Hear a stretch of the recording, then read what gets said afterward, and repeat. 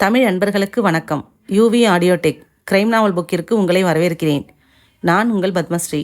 அனைவரும் அனைத்து செல்வங்களும் பெற்று நலமுடன் வாழ்க. இதுவரை நம் சேனலில் கதை கேட்டு லைக் செய்து கமெண்ட் செய்து சப்ஸ்கிரைப் செய்த அன்பர்களுக்கும் இனி செய்யப்போகும் அன்பர்களுக்கும் எனது அன்பான நன்றிகள். திரு பட்டுக்கோட்டை பிரபாகர் அவர்களின் படைப்பில் புன்னகை தீவு என்கிற கிரைம் நாவலை தான் கேட்க போகிறீங்க. வாங்க கதைக்கு போகலாம். அத்தியாயம் 1. மிஸ்டர் சூரிய பகவான் துணி துவைப்பதற்காக கரைத்து வைத்திருந்த நீல தண்ணீரில் தவறி விழுந்து எழுந்து வந்திருக்கும் வானம், அதில் சதா முகம் மாறிக்கொண்டிருக்கும் மேகம், அதன் முதுகை தட்டி கொடுத்து விட்டு கடந்த விமானம், அதற்கு நேர் கீழே சுறுசுறுப்பான சென்னை. சென்னையில் அவள் பிரியா, கதாநாயகி. ஆகவே அழகானவள். பையனுக்கும் வாலிபனுக்கும் இடைப்பட்டவர்கள். தங்கள் சகோதரிகளின் ஐப்ரோ பென்சிலை கொண்டு மீசையை அடர்த்தியாக்கி அவள் பின்னால் அலைந்திருக்கிறார்கள். கற்பனை வைத்திருந்தவர்கள் சரக்கென்று பேனா உருவி, உன் விழிகள் என்ன வானவில்லில் செய்யப்பட்டதா, எக்ஸ்ட்ரா என காகிதம் பூரா கமறி இருக்கிறார்கள். நிறைய தைரிய புருஷர்கள் கையெழுத்து போடாமல் தபாலில் காதல் அனுப்பியிருக்கிறார்கள். கண்ணே பிரியா, உன்னை பார்த்த வினாடி முதல் என் இதயம் காணாமல் போய்விட்டது. தேடி பார்த்ததில் அது தற்சமயம் உன்வசம் இருக்கிறது. திருப்பி தந்துவிடு தயவு செய்து.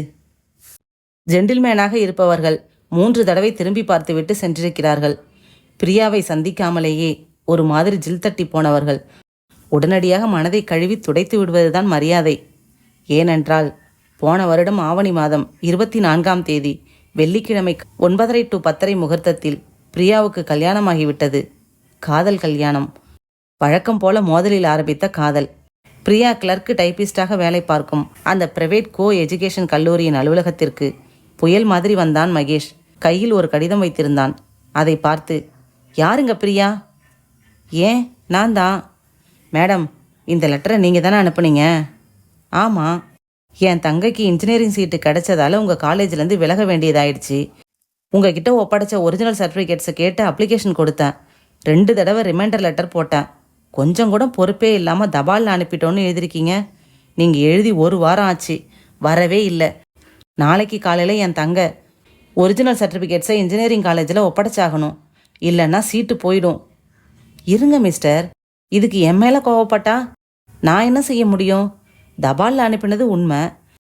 அது உங்களை சேரலைன்னா நீங்கள் போஸ்ட் டிபார்ட்மெண்ட்லலாம் விசாரிக்கணும். விசாரிச்சிட்டேன். வெளியூர் தபால்னா கூட மிஸ் ஆக சான்ஸ் இருக்குது. உள்ளூர் தபால் மிஸ் ஆக வாய்ப்பே இல்லைங்கிறாங்க.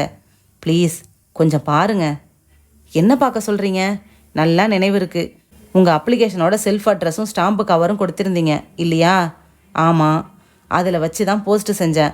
1 நிமிஷம் உட்காருங்க. அவன் எழுதி தந்த அப்ளிகேஷனை ஃபைலிலிருந்து எடுத்து காட்டினாள். அதில் ஒரு ஓரத்தில் தபாலில் அனுப்பப்பட்டது என்று குறிப்பும் அதன் கீழே தேதியும் குறிப்பிடப்பட்டிருந்தது. இதை பார்த்தீங்களா? இது என் கையெழுத்து தான். தேதியை வேணும்னா குறிச்சிக்கோங்க. இந்த ஏரியா போஸ்ட் ஆஃபீஸை விசாரிங்க. என் மேலே எந்த தப்பும் இல்லை. எனக்கு என்ன செய்யறதுனே தெரியல. 1 வாரம் ஆச்சு நீங்கள் அனுப்பி, எனக்கோ கிடைக்கல. ஒரிஜினல் சர்டிஃபிகேட்ஸ் இல்லாமல் அட்மிஷன் ரொம்ப கஷ்டம். எல்லாத்துக்கும் யூனிவர்சிட்டியில் டூப்ளிகேட் கேட்டாலும் உடனே ஆகிற காரியம் இல்லை. என்ஜினியரிங் சீட்டு கிடைக்கிறது எவ்வளோ பெரிய விஷயம். பதறாமல் போங்க, கிடைச்சிடும். சமயத்தில் லேட்டாக தபால்கள் வர்றதுண்டு. நீங்கள் ரெஜிஸ்டர் தபாலுக்கு உண்டான ஸ்டாம்பை ஒட்டியிருக்கலாம். தப்பு செஞ்சிட்டேன். இதே மெட்ராஸ் தானே, மிஸ் ஆகவா போகுதுன்னு அலட்சியமாக இருந்துட்டேன். சாரிங்க, என் பதட்டத்தில் சத்தம் போட்டுட்டேன். உங்கள் பேரில் தப்பு இல்லை தான். நான் விசாரிச்சுக்கிறேன். அவன் கவலையுடன் எழுந்து தளர்வாய் சென்றது பிரியாவுக்கு கஷ்டமாக இருந்தது. மறுநாள் மாலையில் அவன் தந்த அப்ளிகேஷனில் இருந்த ஃபோன் நம்பரை தொடர்பு கொண்டு விசாரித்தாள். என்னங்க ஆச்சு? தபால் வந்துடுச்சா? இல்லைங்க, வரலை. பல ஆஃபீஸ் ஏறி இறங்கினேன். யாரும் பொறுப்பாக பதில் சொல்லலை. ஆர்டினரி தபால் மிஸ் ஆகிறது சகஜன்னு சொல்கிறாங்க. தங்க அட்மிஷன் என்னாச்சு? பிரின்ஸிபால் கிட்ட விவரம் எடுத்து சொன்னேன். 3 நாள் டைம் கொடுத்துருக்கார். அதுக்குள்ளே ஒரிஜினல்ஸோ இல்லைனா டூப்ளிகேட்ஸோ தந்தால் அட்மிஷன் உறுதி செய்கிறேங்கிறார். யூனிவர்சிட்டியில் டூப்ளிகேட்ஸ்க்கு அப்ளை செஞ்சுருக்கேன். பார்ப்போம். யூனிவர்சிட்டியில் மாதவன் எனக்கு ஒரு தூரத்து சொந்தம் ஒருத்தர் இருக்கார். என் பேரை சொல்லுங்க, உதவுவார். இல்லைன்னா பர்டிகுலர்ஸ் எடுத்துக்கிட்டு வரீங்களா? நானும் கூட வரேன். அவர் வீட்டிலே போய் பார்த்துடலாம். வீடு தேடி போனால் யாரும் கொஞ்சம் அக்கறை எடுத்து செய்து தருவாங்க. உண்மைங்க, நீங்கள் இவ்வளவு தூரம் அக்கறை எடுத்துக்கிறதுக்கு ரொம்ப நன்றிங்க. எங்கே வர சொல்கிறீங்களோ வரேன். ஒரு பொது இடத்தை சொன்னாள். நேரத்தை சொன்னாள். சொன்ன நேரத்திற்கு சரியாக பஸ்ஸில் வந்து சேர்ந்தான். ஆட்டோ பிடித்து கொண்டு மாதவனை பார்க்க புறப்பட்டார்கள். உங்களுக்கு வீடு எங்கே? சொன்னாள். அப்பா என்ன செய்கிறார் சொன்னாள். பதிலுக்கு கேட்டாள். நீங்கள் என்ன செய்கிறீங்க சார்? கனரா பேங்க்கில் கேஷியராக இருக்கேன்.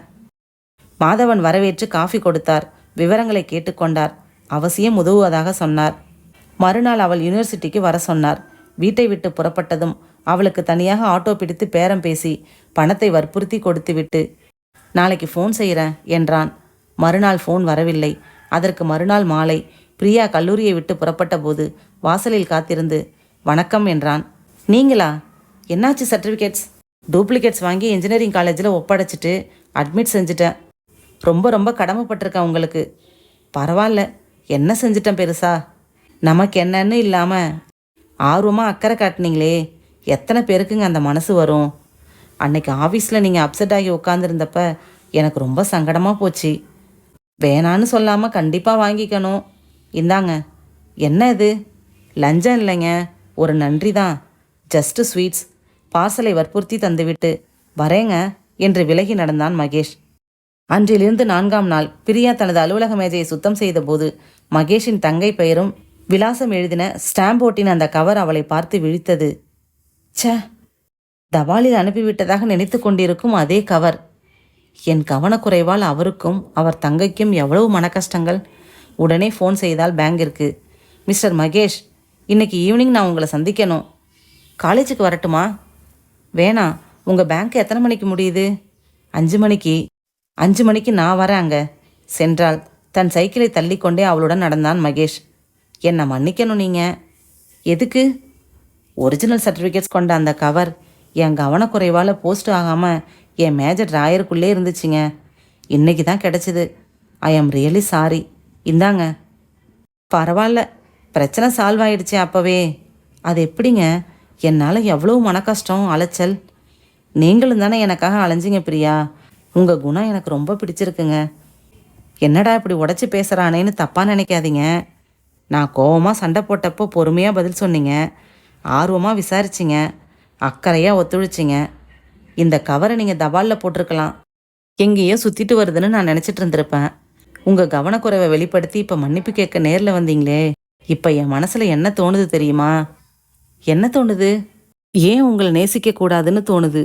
என்ன என்று ஆச்சரியப்பட்டாலே ஒழிய கோபம் வரவில்லை. விருட்டென்று புறப்பட்டு வீட்டுக்கு வந்தாலே ஒழிய இரவில் உறக்கம் வரவில்லை. மறுநாள் அவளுக்கு ஃபோன் வந்தது. ஹலோ, நான் மகேஷ் பேசுகிறேங்க. கோபமா? ஃபோனை வச்சிடாதீங்க. நேற்று நான் தப்பாக சொல்லிட்டேன் ஒரு வேகத்தில்.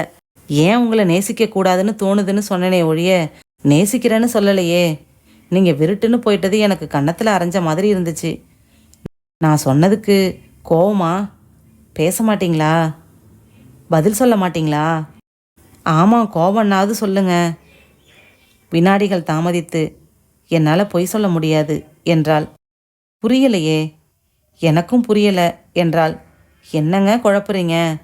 நீங்கள் தான் என் மனசை குழப்பிட்டீங்க. தெளிவாக சொல்லிடுங்க. நேற்று நான் சொன்னது தப்பா? ஆமாம், தப்பு தான். சரியாக எப்படி சொல்கிறதுன்னு நான் சொல்லட்டுமா? சொல்லுங்க. இப்போ என் மனசில் ஏன் மகேஷை நேசிக்க தோணலை? மகேஷை நேசிச்சா என்னன்னு தோணுது. பிறகு அவர்கள் அடிக்கடி சந்தித்தார்கள். ஒருவரை ஒருவர் சந்தித்தார்கள். நிறைய பேசினார்கள். பேசாமல் மௌனமாய் பார்த்து கொண்டார்கள். கல்யாணம் என்று வந்தபோது 2 குடும்பங்களும் சிவப்பு கொடிகளை தூக்கி கொண்டன. மகேஷ் ஒரு நல்ல புரோக்கரை தேடி சென்று 4 மணி நேரத்தில் வீடு பிடித்தான். கோயிலில் குறிப்பிட்ட நண்பர்களை மட்டும் அழைத்து தாலி கட்டினான். பிறகு பதிவும் செய்தான். 2 செட்டு பெற்றோர்களிடமும் முறைப்பு கலந்த ஆசீர்வாதம் வாங்கி கொண்டு தனி கொடுத்தனம் துவங்கினார்கள். ஹோல்டான், இது குடும்ப கதையா இல்லை கிரைம் கதையா என்று தெளிவுபடுத்திவிட்டு மேலே எழுதுமையா எனும் வாசகர்களுக்கு சஸ்பென்ஸை உடைச்சாலும் பரவாயில்லை. 2 வரியில் சுருக்கத்தை சொல்லிவிடுகிறேன். இனிமையாக குடும்பம் நடத்தி கொண்டிருக்கும் சந்தோஷமான பிரியா இருக்கிறாளே, அவளை நோ, வேணாம் ப்ளீஸ் என்று கெஞ்ச கெஞ்ச, கதற கதற, இதற்கு மேல் சஸ்பென்ஸை உடைக்க வேண்டாம் என்று நீங்கள் 7 முழு பக்கங்களில் வேண்டுகோள் விடுப்பதால் காதலை சொல்லி பக்கங்களை ஓட்டுகிற வேலையை நிறுத்தி கொண்டு கதையில் கொஞ்சம் ஸ்பீடு சேர்த்து கொள்வோமா? அத்தியாயம் 2. அன்றைக்கு மகேஷ் தன் மோட்டார் பைக்கில் பிரியாவை ஏற்றிக்கொண்டு கூலிங் கிளாஸ் அணிந்து அவளின் கல்லூரி வாசலில் இறக்கிவிட்டுவிட்டு தன் பேங்கிற்கு புறப்பட்டு போனதும் இவள் புடவையின் ஃப்ளீட்ஸ் புரள நடந்து கல்லூரியின் முக்கிய கட்டிடங்களை கடந்து பேஸ்கெட் பால் கிரவுண்டை தாண்டி நெட்லிங் மரங்கள் அணிவகுத்து காவல் காத்து கொண்டிருந்த கல்லூரியின் அலுவலக கட்டிடத்திற்கு வந்து தனது அலுவலக ஹாலை கடக்கும் முன்னர் ஏசி துருத்தி கொண்டிருந்த பிரின்ஸ்பால் அறைக்கு அருகில் சுவரில் மர சட்டங்களால் கடிதங்கள் போட அமைக்கப்பட்டிருந்த தடுப்புகளில் ஸ்டாப் என்று எழுதியிருந்ததில் கைவிட்டு எடுத்த கற்றையில் தனக்கு ஏதாவது வந்திருக்கிறதா என்று பார்த்தாள். இப்போது இருக்கும் வாடகை வீடு அத்தனை வசதி இல்லாததால் வேறு வீடு பார்த்து கொண்டிருப்பதால் தன் உறவினர்களுக்கும் தோழிகளுக்கும் கல்லூரி விலாசமே கொடுத்திருந்தாள். அதனால் புரட்டி கொண்டே வந்து நளினி என்று ஆரம்பித்திருந்த இன்லண்ட் லெட்டரையும் எடுத்துக்கொண்டாள். நளினி அந்த அலுவலகத்தில் மற்றொரு பெண் ஊழியை. மொத்தமே 8 பேர்கள்தான். பிரியா மேலும் பார்த்ததில் தன் பெயருக்கு ஒரு கவர் வந்திருப்பதை பார்த்து எடுத்துக்கொண்டாள். அனுப்பியவர் விலாசம் இல்லை. மற்றவற்றை ஷெல்பில் போட்டுவிட்டு அலுவலக ஹாலுக்குள் நுழைந்தாள். தனது டைப்ரைட்டருடன் கூடிய மேஜைக்கு வந்து அமர்ந்து கவரை ஓரம் கிழித்து உள்ளிருந்து காகிதத்தை எடுத்தாள். மிக பெரிய காகிதம். மடக்கி மடக்கி மடக்கி வைக்கப்பட்டிருக்க இவள் விரித்த போது முதலில் என்ன இது, ஒரு வார்த்தையை கூட காணோம் என்றுதான் நினைத்தாள். பிறகுதான் காகிதத்தின் அடிப்பகுதியில் மிக பொடி எழுத்துக்களில் பென்சிலால் ஒரே ஒரு வரி எழுதப்பட்டிருப்பது தெரிந்தது. படித்தாள். கண்களுக்கு மிக அருகாமையில் வைத்துக்கொண்டு, பிரியா, நீ அழகாய் இருக்கிறாய். அவ்வளவுதான். கையெழுத்தோ இன்ஷியலோ இல்லை. பிரியாவுக்கு சற்றென்று வியர்வை சுரப்பிகள் முனைப்பாய் இயங்கின. ராஸ்கல்! யார் இந்த குறும்பை செய்தது? திருமணத்திற்கு முன்பு இது போல சில கடிதங்கள் வந்திருக்கின்றன. அப்போதெல்லாம் பிரியா அவற்றை தன் அழகுக்கான அங்கீகாரமாக எடுத்துக்கொண்டதும் இல்லை. அதை பெருமையான விஷயமாக எல்லோரிடம் சொல்லிக்கொண்டு திரிந்ததும் இல்லை. மாறாக மனதிற்குள்ளேயே புழுங்கியதுண்டு, வேதனைப்பட்டதுண்டு. என்னை மற்றவர்களை விட சற்று அழகாய் படைத்ததால் தானே இப்படி தொந்தரவுகள் என்று கோயிலில் கண்மூடி புலம்பியதும் உண்டு. ஆனால் திருமணமாகி 1 ஆண்டு முடிந்த பின்னர் ஒரு பெண்ணுக்கு இது போல கடிதம் வருவதென்பது, ச்சே, என்ன வக்கரம் இது! யார் வேலை? ஏன் இப்படி பண்பாடு இல்லாமல் நடந்து கொள்கிறார்கள்? பிரியா அந்த கடிதத்தை துண்டு துண்டாக கிழித்து குப்பை கூடையில் வீசினாள். முகம் தெரியாத அந்த கோழை ஆண்மேல் ஆத்திரம் எகிரியது. குட் மார்னிங் என்றாள் நளினி. உன்னதான் பிரியா, 3வது தடவையாக குட் மார்னிங் சொல்கிறேன். காலையிலே என்ன யோசனை? Sorry, good morning. நான் கவனிக்கல. உனக்கு ஒரு லெட்டர் வந்திருக்கு, இந்தா. நளினி இரட்டை பின்னல் போட்டிருந்தாள். ஒற்றை ரோஜா செருகி இருந்தாள். ஏன் நளினி, உனக்கு லவ் லெட்டர் வந்திருக்கா? அதெல்லாம் உன்ன மாதிரி சிவப்பு தோலுக்கு தான் வரும். எனக்கு லஸ்ட் லெட்டர் தான் வந்திருக்கு. அப்படின்னா? அதாவது காமக்கடிதம். நளினி, இன்றைக்கு ராத்திரி நாம் ஜாலியாக இருக்கலாமா? சம்மதம் என்றால் அலுவலகத்தை விட்டு வெளியே வரும்போது தலையில் வைத்திருக்கும் ரோஜாவை கையில் வைத்து கொண்டு வா. நான் வந்து பேசுகிறேன், பிறகு கொஞ்சுகிறேன். இது மாதிரி ஒரு தடவை வந்துச்சு பிரியா. ச்சே, கேவலப்படுத்துகிறாங்க நம்ம. நீ என்ன செஞ்ச? அதே மாதிரி பூவை கையில் எடுத்துட்டு வெளியில் போன. ஏய், நிஜமாதான். அப்போதான் அவன் வந்து பேசுவான். ஆள் யாருன்னு தெரிஞ்சு செருப்பை கழட்டி காட்ட முடியும். வந்தானா? வரலையே. ஐந்தாங்குழிங்க தான் இப்படி எழுதுவாங்க பிரியா. ஆம்பளை பசங்களும் படிக்கிற இந்த எஜுகேஷன் காலேஜில் வேலை பார்க்குற மாதிரி பொறுமையான விஷயம் வேற எதுவுமே இல்லை. ஏன் இவ்வளோ கேட்குற? உனக்கு எதுவும் வந்திருக்கா? ஆமாம் பிரியா, நீ அழகாயிருக்கிறாய்ன்னு ஒரே ஒரு வரி. கிழிச்சு போட்டுட்டு வேலையை பார் பிரியா. இதுக்கெல்லாம் முக்கியத்துவம் தந்து மனசை போட்டு அலட்டிக்காத. இதெல்லாம் காலேஜ் ஸ்டூடெண்ட்ஸ் மத்தியில் சகஜம். அப்படி இல்லை நளினி, நீ கல்யாணமாகாதவ. ஒரு கிரேஸில் எழுதலாம். நான் கல்யாணமானவன்னு எல்லாருக்கும் தெரியும். ஆளி தொங்குது கழுத்தில். தினம் என் புருஷன் கொண்டாந்து விடுறார், திரும்ப ஈவினிங் பிக்கப் பண்ணிக்கிறார். அப்படி இருக்கிறப்ப எனக்கு இப்படி எழுதுறது தப்பு தான், முறையில்லை தான். அது தெரிஞ்சுதானே பேர் போடாமல் மொட்டையாக எழுதுறான். பிடு பிரியா, இதுக்கு போய் ரொம்ப வரி பண்ணிக்காத. பிரியாவும் அந்த விவகாரத்தை மறந்துதான் போனாள். மறுநாள் காலை 2வது தபால் வரும் வரையில் அதில் 2 வரிகள் இருந்தன. பிரியா, நீ அழகாய் இருக்கிறாய். அதனால் என் ஆசையை தூண்டுகிறாய். பிரியா அந்த 2வது கடிதத்தில் மேலும் அப்செட் ஆகி என்ன செய்வது என்று தவித்து கொண்டிருக்கும் போதே மறுநாள் 3வது கடிதம். பிரியா, நான் கனலாய் இருக்கிறேன். உன்னை கட்டியணைக்க காத்திருக்கிறேன். பொறுமைக்கு முற்றுப்புள்ளி வைத்து கிழித்ததை தவிர மீதி 2 கடிதங்களையும் எடுத்துக்கொண்டு பிரின்ஸ்பாலின் அறைக்கு சென்றாள் பிரியா, துணைக்கு நளினியையும் அழைத்துக்கொண்டு. அத்தியாயம் 3. பிரின்ஸ்பால் வரதராஜன் தனது மூக்கு கண்ணாடியை கழற்றி மேஜை மேல் வைத்துவிட்டு பொறுமையாக பார்த்தார். கடிதங்கள் வந்த கவர்களையும் பார்த்தார். சிட்டவுன், ப்ளீஸ் சிட்டவுன். சொல்லுங்க. இது ரொம்ப அசிங்கமான வேலை தான். யார் கையெழுத்துன்னு தெரியுமா? தெரியாது சார். யாரையாச்சும் சந்தேகப்படுறீங்களா குறிப்பா? சொல்ல தெரியல சார். சரி, அப்போ என்ன செய்யலாம்? நீங்கள் தான் சொல்லணும். லெக்சரர், ப்ரொஃபஸர், ஸ்டாஃப் எல்லாம் சேர்த்து இந்த காலேஜில் 24 லேடிஸ் வேலை செய்கிறோம். எல்லாருக்கும் ஏறக்குறைய இதே மாதிரி தொந்தரவுகள் இருக்குது. ஸ்டூடெண்ட்ஸு வர வர மோசமாக நடந்துக்கிறாங்க. இவ்வளவு கீழ்த்தரமாக எழுதியிருக்கிற பையன் நாளைக்கு இதே மாதிரி பாஞ்சு கட்டி அணைக்கவும் செய்யலாம் சார் என்றாள் சூடாக நளினி. ஒத்துக்கிறேன், என்ன செய்யலான்னு சொல்லுங்க. போலீஸை கூப்பிட்டு ஒரு கேஸ் ஃபைல் பண்ணிடுவோமா? கமிஷனரை கூட பர்சனலாக தெரியும். வேணாம் சார் என்றால் அவசரமாக பிரியா. இது ரகசிய அவமானம் சார். போலீஸுக்கு போனால் அம்பலமாயிடும். இன்னும் அசிங்கம். இந்த லெட்டர் விவகாரத்தை நான் என் புருஷங்கிட்ட கூட சொல்லலை. இதை போய் எப்படி சொல்கிறது? வாஸ்தவந்தான், ரொம்ப டெலிகேட்டான விஷயந்தான் இது. நான் சில பேரை நியமித்து ஸ்டூடெண்ட்ஸ் பேசிக்கிற இடங்களில் ஒட்டு கேட்க சொல்கிறேன். இந்த வேலையை செய்யறது யாருன்னு முதல்ல தெரிஞ்சுக்கலாம். அப்புறம் அவனை என்ன செய்யலான்னு தீர்மானிக்கலாம். இப்போ நோட்டீஸ் போர்டில் பொதுவாக ஸ்டூடெண்ட்ஸு சில பேர் பெண்கள்கிட்ட மரியாதை இல்லாமல் நடந்துக்கிறதா தெரிய வருது. இது குறித்து கடுமையான நடவடிக்கைகள் எடுக்க போகிறோன்னு ஒரு சர்க்குலர் போட்டுறேன். இப்போதைக்கு அவ்வளவுதான் செய்யலாம் என்றார் வரதராஜன் வெகு பிராக்டிக்கலாக. நோட்டீஸ் போர்டில் அந்த சர்க்குலர் தொங்கின மறுநாள் கடிதம் வந்தது. பிரியா டார்லிங், வழுக்கத்தலையன் சர்க்குலர் போட்டு மிரட்டிவிட்டால் உன் மேல் உள்ள தாகம் இல்லை வெறி அடங்கிவிடுமா? ஒரே ஒரு முறை உன் கணவனுக்கு நீ துரோகம் செய்தால் தப்பில்லை கண்ணே. அந்த நாளை என்றைக்கு வைத்துக்கொள்வோம்? நளினியிடம் காட்டி குமரினாள் பிரியா. என்னதான் செய்யறது நளினி, எனக்கு புரியவே இல்லை. என்னதான் செய்யறது நளினி, எனக்கு புரியலையே.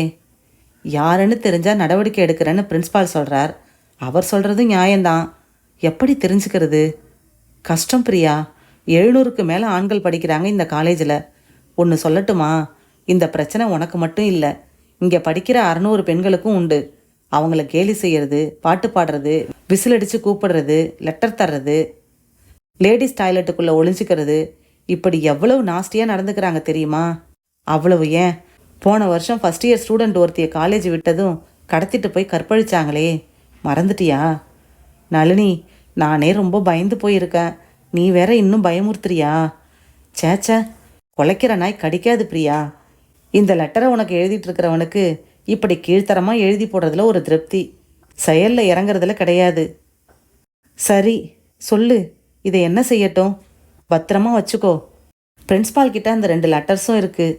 இதை அவருக்கு காட்டுறதா வேணாமா? கண்டிப்பாக காட்டு. அவர்கிட்டயே கொடுத்து வை.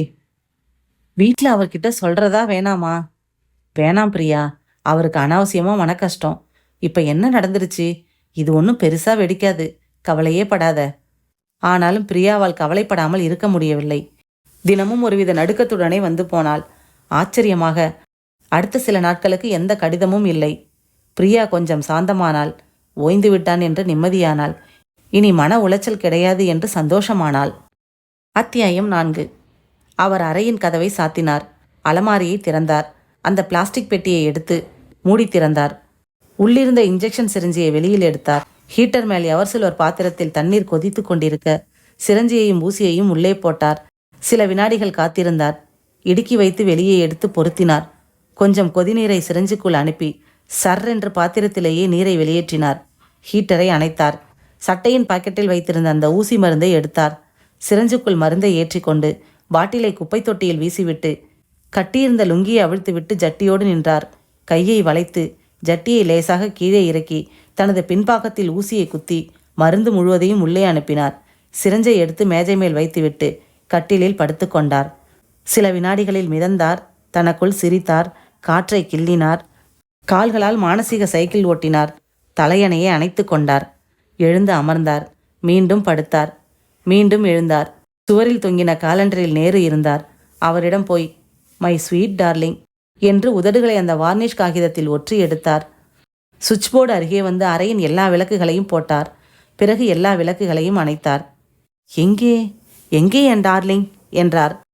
இருட்டில் தடுமாறி நடந்து நாற்காலியில் மோதிக்கொண்டார். மேஜைக்கான விளக்கை மட்டும் போட்டுக்கொண்டார்.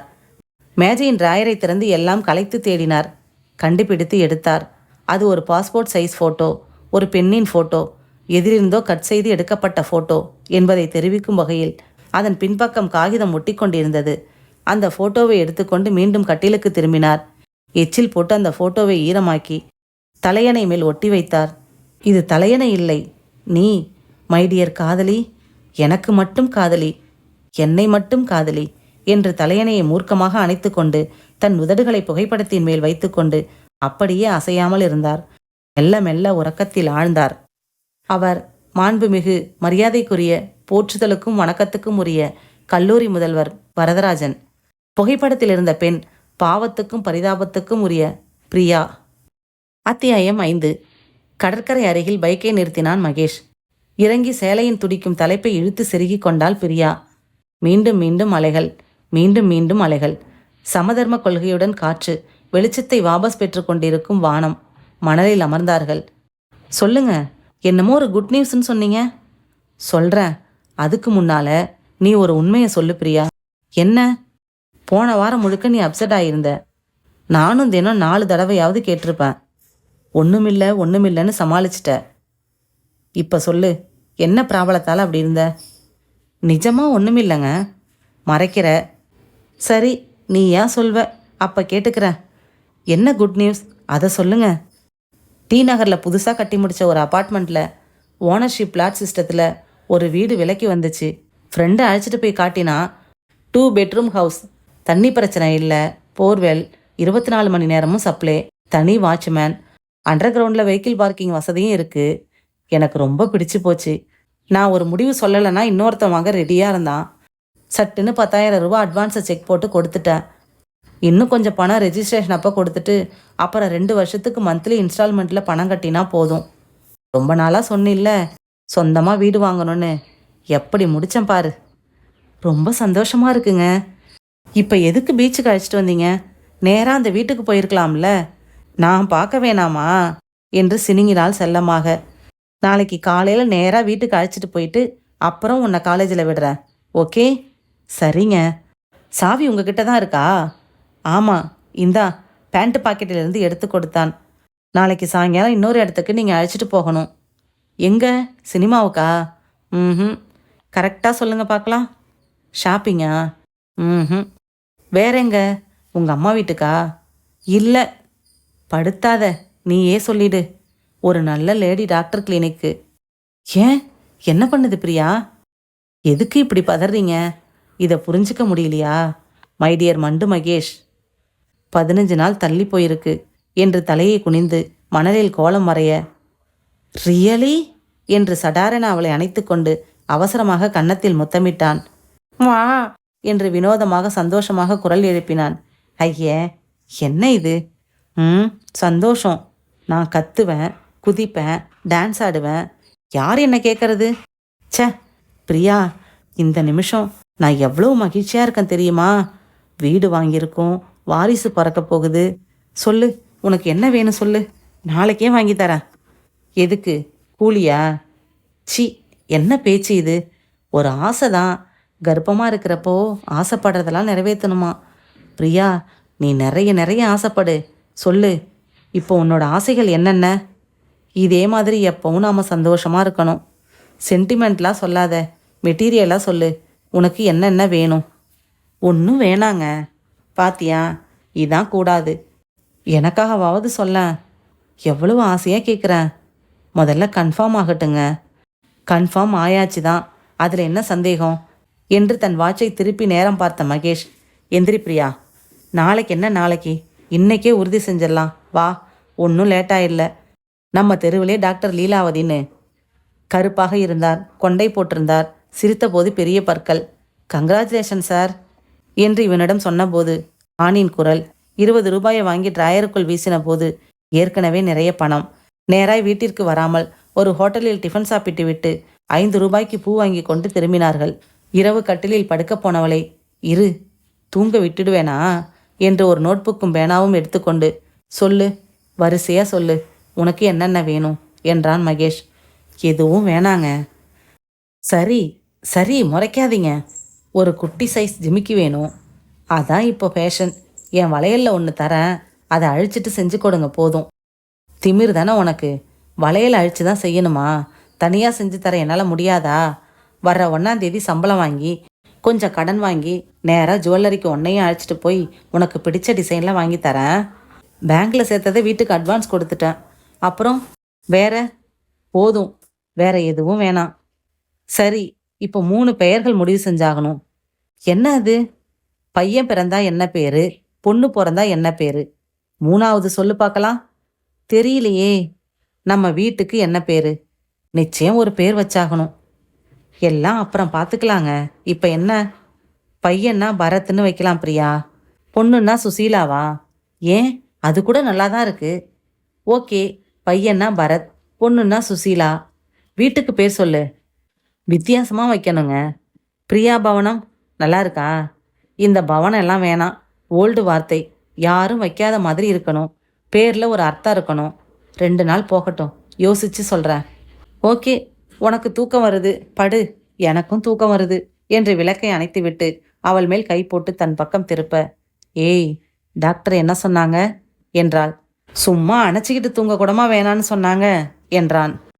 அத்தியாயம் 6. அலுவலக நேரம் முடிவதற்கு முன் ஒரு இளைஞன் உள்ளே வந்தான். மாடனாக ட்ரெஸ் செய்திருந்தான். இடுப்பில் வாக்மேன் டேப்பும் கழுத்தில் அதனுடன் தொடர்பு கொண்ட ஹெட்போனும் மாட்டியிருந்தான். பிரியாவுக்கு எதிரே இருந்த ஸ்டூலில் அமர்ந்து கொண்டான். சன்னமாக பேசினான். மேடம், என் பேர் Jeeva. MCom first year student. என்னை நீங்கள் பார்த்துருக்கலாம். இல்லைனாலும் பரவாயில்ல. உங்களோட லெட்டர் மூலமாக அசிங்கமாக ஒரு விளையாட்டு நடத்தினவனை நான் கண்டுபிடிச்சிட்டேன். யார் அது?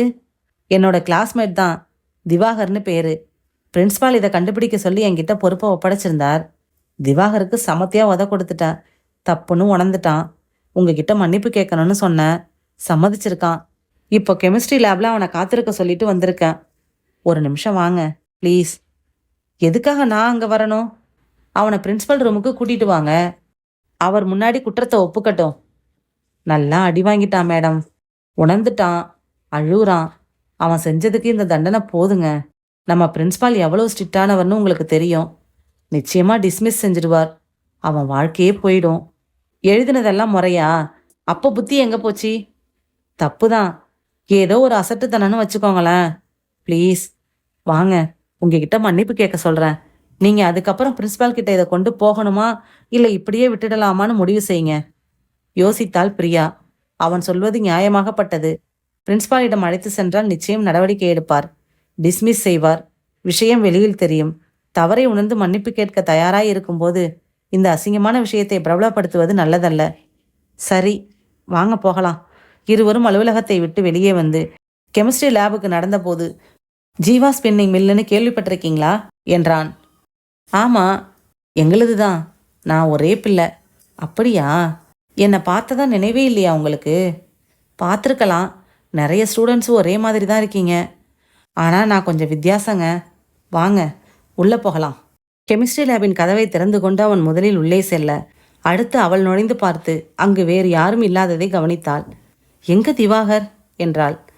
ஜீவா மெல்ல சிரித்து, எங்கள் கிளாஸில் திவாகர்னு யாருமே இல்லை பிரியா மேடம். உங்ககிட்ட கொஞ்சம் தனியாக பேசணுன்னு தான் நான் இங்கே கூட்டிகிட்டு வந்தேன். இந்த பொய்யை சொல்லலைன்னா நீ வரமாட்டியே என்றான். அவன் ஒருமையில் பேசினது சொரீர் என்று உரைத்தது. மரியாதையாக பேசு. அந்த லெட்டர்லாம் நீ தான் எழுதினியா? ஆமாம், நான் தான் எழுதினேன். என்ன செய்ய போற? இடியட் உன்ன என்று வாசலுக்கு வேகமாக நடந்த அவள் புடவையின் தலைப்பை வெடுக்கென்று பற்றின ஜீவா. நீ வெளியில போனாலோ இல்லை கத்தினாலோ இப்போ உன் புடவையை பிடிச்சிருக்கிற என் கை உன் உடம்பையும் பிடிக்கும். பதறாத. இப்போ உன்னை நான் எதுவும் செய்ய போறதில்ல. பேச தான் கூப்பிட்டேன். திமிரின அப்படியே கட்டி பிடிச்சு முத்தம் கொடுத்துடுவேன். நீ என்ன நடவடிக்கை அதுக்கப்புறம் எடுத்தாலும் இதை மறக்காம வாழ்நாள் பூரா உறுத்தும். எனக்கு எதை பற்றியும் கவலை இல்லை. நான் படித்து வேலைக்கு போய் சம்பாதிக்கிறதுக்காக காலேஜுக்கு வரலை. இந்த மாதிரி 10 காலேஜ் நடத்துகிற வசதி இருக்கு எனக்கு.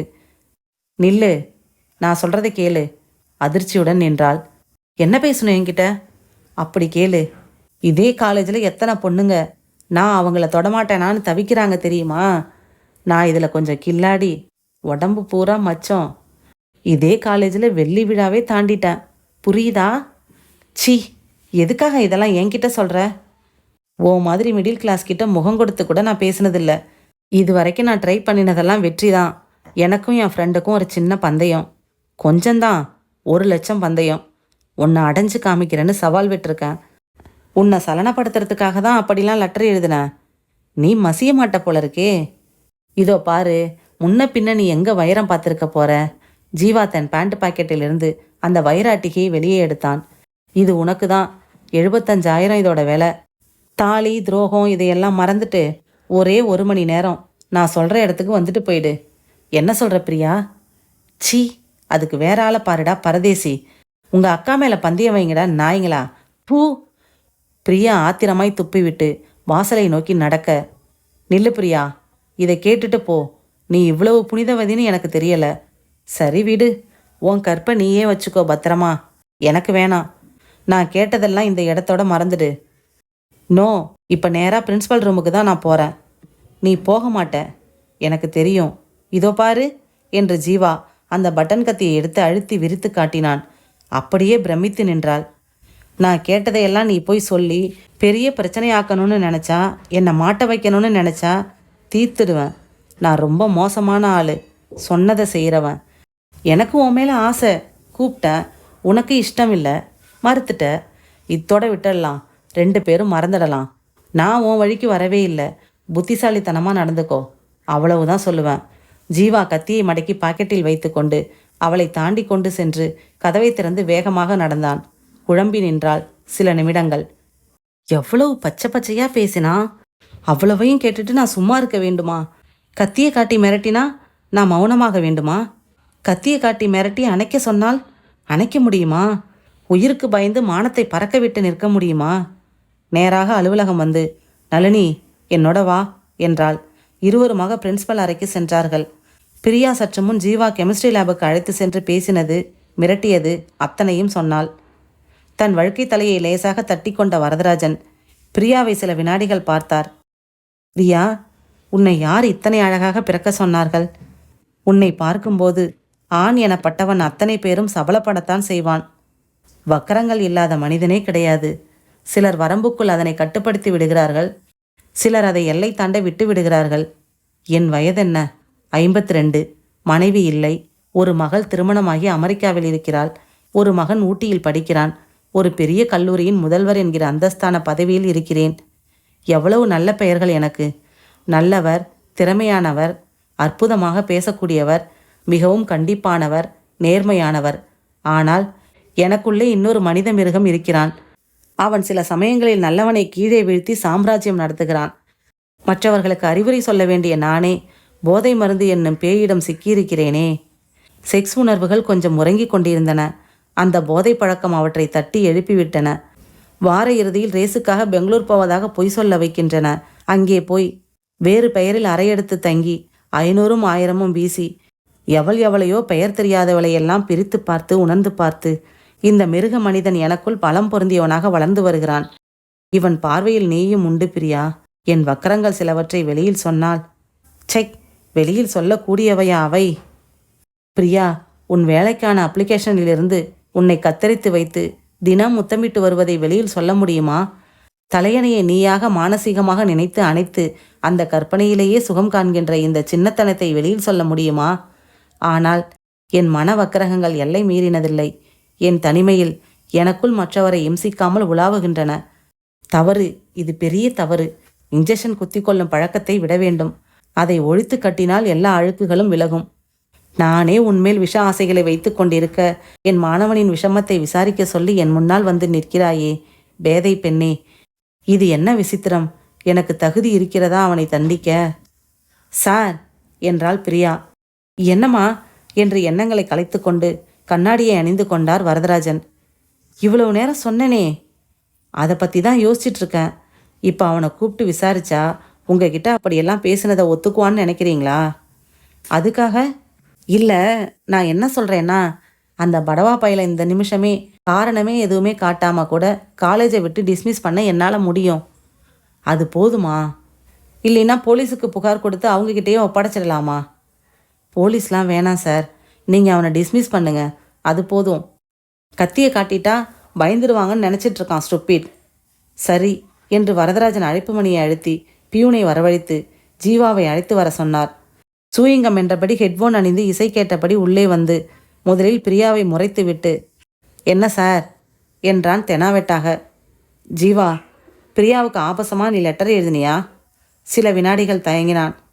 ஆமாம், அது ஆபாசம் இல்லை, என் ஆசை. Stop your nonsense Jeeva.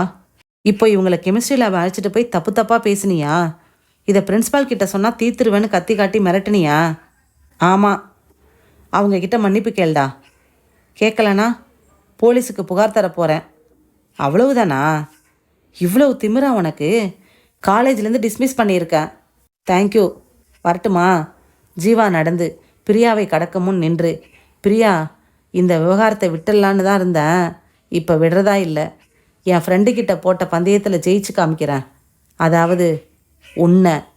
புரிஞ்சுக்கடி, எதிர்பார்த்துட்டு காத்திரடி என்று விட்டு வெளியேற மூவரும் ஸ்தம்பித்து அமர்ந்திருந்தார்கள். அத்தியாயம் 7. நடந்ததை எல்லாம் மகேஷிடம் சொல்லிவிடலாம் என்று 2-3 முறை நினைத்தாள் பிரியா. ஆனால் ஒவ்வொரு முறையும் இவள் ஆரம்பிக்க நினைக்கும் போது அவன் பிறக்கப் போகும் குழந்தையை பற்றி உற்சாக மனநிலையில் பேசி கொண்டிருக்க அவன் மகிழ்ச்சியின் மூடை அனாவசியமாக கெடுக்க வேண்டாம் என்று சொல்லாமல் விழுங்கினாள். ஜீவா முறைத்ததும் கத்தி காட்டியதும் பிரின்ஸ்பால் அறையில் விரைப்பாக சவால் மாதிரி பேசிவிட்டு சென்றதும் திடீரென்று மனதில் தோன்றி அவளை வியர்க்க வைத்து கொண்டிருந்தது. அந்த சமயங்களில் ஒருவித படபடப்பு ஏற்பட்டு இதயத்தின் துடிப்போசையை அதிகமாக உணர்ந்தாள். கல்லூரி அலுவலகத்தில் இருக்கும் நேரத்தில் சற்று தைரியமாக இருந்தாலும் வீட்டில் மாலை வேளைகளில் மகேஷ் இல்லாமல் தனிமையில் இருக்கும்போது திக் திக் என்று உணர்ந்தாள். நளினியிடம் சொன்னபோது, யாருக்குமே ரோஷம் வரும் பிரியா. அந்த ரோஷத்தில் சொல்லிட்டு போன வார்த்தைகள் அது. அவன் இந்நேரம் மறந்தே போயிருப்பான். விடு, மற, அதையே நினைக்காத. சினிமா போகலாம் வரியா நாளைக்கு? மனசு மாறும். போனால் கணவனை வற்புறுத்தி அழைத்து போக சொல்லி சர்க்கஸ் போனாள். 4 நாட்கள் கடந்ததும் கொஞ்சம் பயம் தெளிந்தாள். 2 வாரங்கள் சென்றதும் முற்றிலும் சகஜமானாள். கடைசி வரை தன் கணவனிடம் இந்த அசிங்க சம்பவங்களை சொல்லாமலேயே தவிர்த்து விட்டதற்கு நிம்மதி அடைந்தாள். விசாரிச்சேன் பிரியா, ஜீவா இப்போ இந்த ஊர்லேயே இல்லையா, பெங்களூரில் இருக்கானா என்று நளினி சொல்ல மேலும் ஆறுதல் அடைந்து நிம்மதி பெருமூச்சு விட்டாள். அன்று மாலை பிரின்ஸ்பாலின் அறைக்கு சில டைப் செய்த கடிதங்களின் கையெழுத்து வாங்குவதற்காக உள்ளே வந்த பிரியா நின்று கொண்டே இருந்தபோது திடீரென்று அவளால் கட்டுப்படுத்த முடியாத அளவிற்கு மசக்கையின் காரணமான மயக்கம் வர, சார் சார் என்று குழறி அப்படியே மேஜையில் சரியே இருந்தவளை அவசரமாக எழுந்து தாங்கி பிடித்தார் வரதராஜன். என்னம்மா, என்ன பிரியா என்று கேட்டுக்கொண்டிருக்கும் போதே அவள் முற்றிலும் மயக்கமடைந்து முழுவதுமாக அவர் மேல் சாய்ந்து விட்டாள். வரதராஜன் அப்படியே அவளை தரையில் மெதுவாக கிடத்தினார். விலகியிருந்த முந்தானையும் முழங்கால் வரை ஏறியிருந்த சேலையும் சாத்தியிருந்த கதவும் அவருக்குள் உறங்கிக் கொண்டிருந்த அந்த மிருக மனிதனை உசுப்பிவிட்டன. மயக்கத்தில் இருக்கும் ஒரு பெண்ணிடம் காட்ட வேண்டிய மனிதாபிமானம் போய் வக்கர உணர்வுகள் தலை தூக்க, யாராவது வந்துவிடப் போகிறார்களே என்கிற பதைப்புடன் ஒரு முறை சாத்தின கதவு பக்கம் பார்த்து கொண்டு பளிரென்று தெரிந்த அவள் இடுப்பை மெதுவாக தொட்டார். தொடப்படுவது அறியாமல் அப்படியே கண்கள் மேலே செருகின நிலையில் கிடந்தாள் பிரியா. மேலாடை தனக்கு சம்பந்தமில்லை என்பது போல விலகி போயிருக்க வரதராஜன் கதவு பக்கம் பார்த்து கொண்டு மெல்ல தொட்டார். டெலிஃபோன் ஒலிக்க அவசரமாக கையை எடுத்தார். சற்றென்று மிருக மனிதனை விரட்டிவிட்டு கதவை திறந்து பியூனிடம், ஆஃபீஸில் நளினியை கூப்பிடு, ஒரு காஃபி வாங்கிட்டு வாசிக்கிறோம், பிரியா மயக்கம் போட்டு விழுந்திருக்காங்க என்றார். உள்ளே வந்து அவசரமாக அவள் உடைகளை திருத்திவிட்டு ஃபோனை எடுக்காமல் ஜக்கில் இருந்து தண்ணீர் அவள் முகத்தில் தெளித்து கொண்டிருந்த போது நளினி வந்துவிட்டாள். என்ன சார், என்ன சார் ஆச்சு?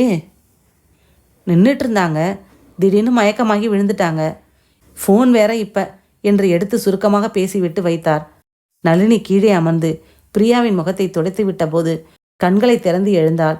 பியூன் வாங்கி வந்த காஃபியை மறுத்துவிட்டு பிறகு கொஞ்சம் அருந்தினாள். நளினி, அவங்கள டாக்டர்கிட்ட அழைச்சிட்டு போங்களா?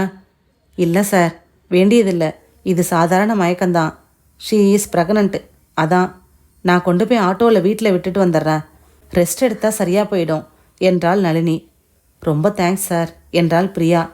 எதுக்கு தேங்க்ஸ், போங்க, போய் நல்லா ஓய்வு எடுத்துக்குங்க. நான் பயந்தே போயிட்டேன், 2 நாள் லீவு வேணும்னாலும் எடுத்துக்குங்க. இல்லை வேணாம் சார், நாளைக்கு வந்துடுவேன் என்று சொன்னாள்.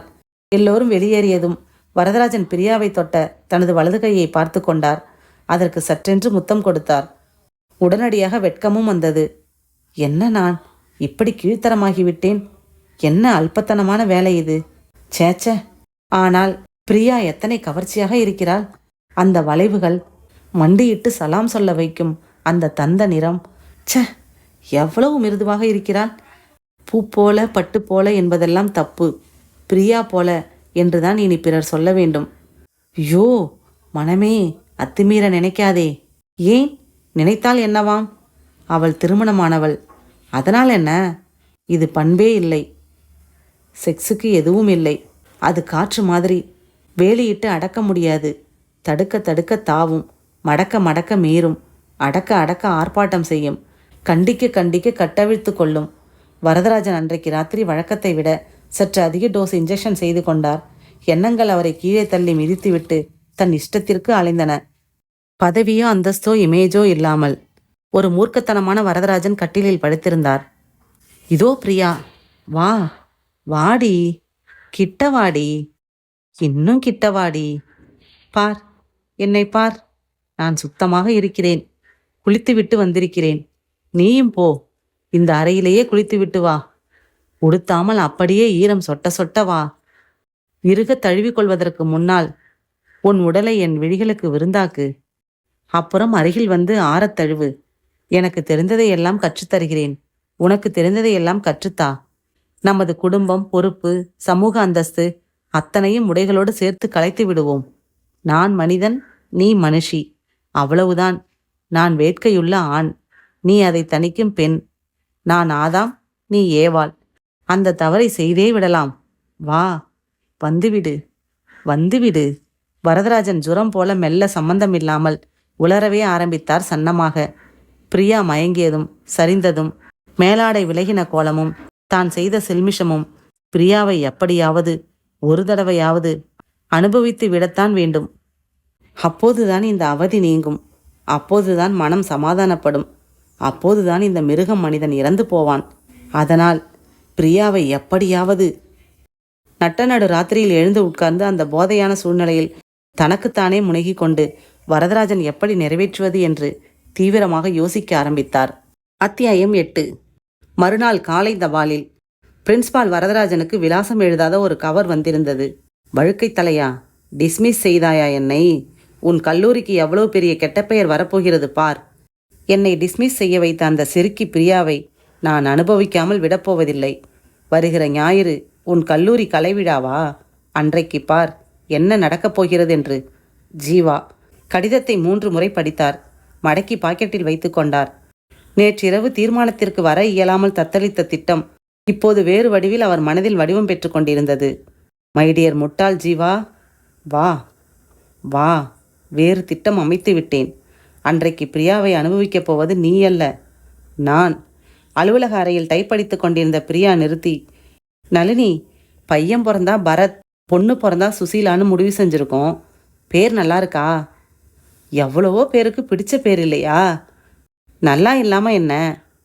அப்புறம் என் வீட்டுக்கு ஒரு பேர் சொல்ல என்று உற்சாகமாக பேசி கொண்டிருந்தாள் கலைவிழா விபரீதங்கள் அறியாமல்.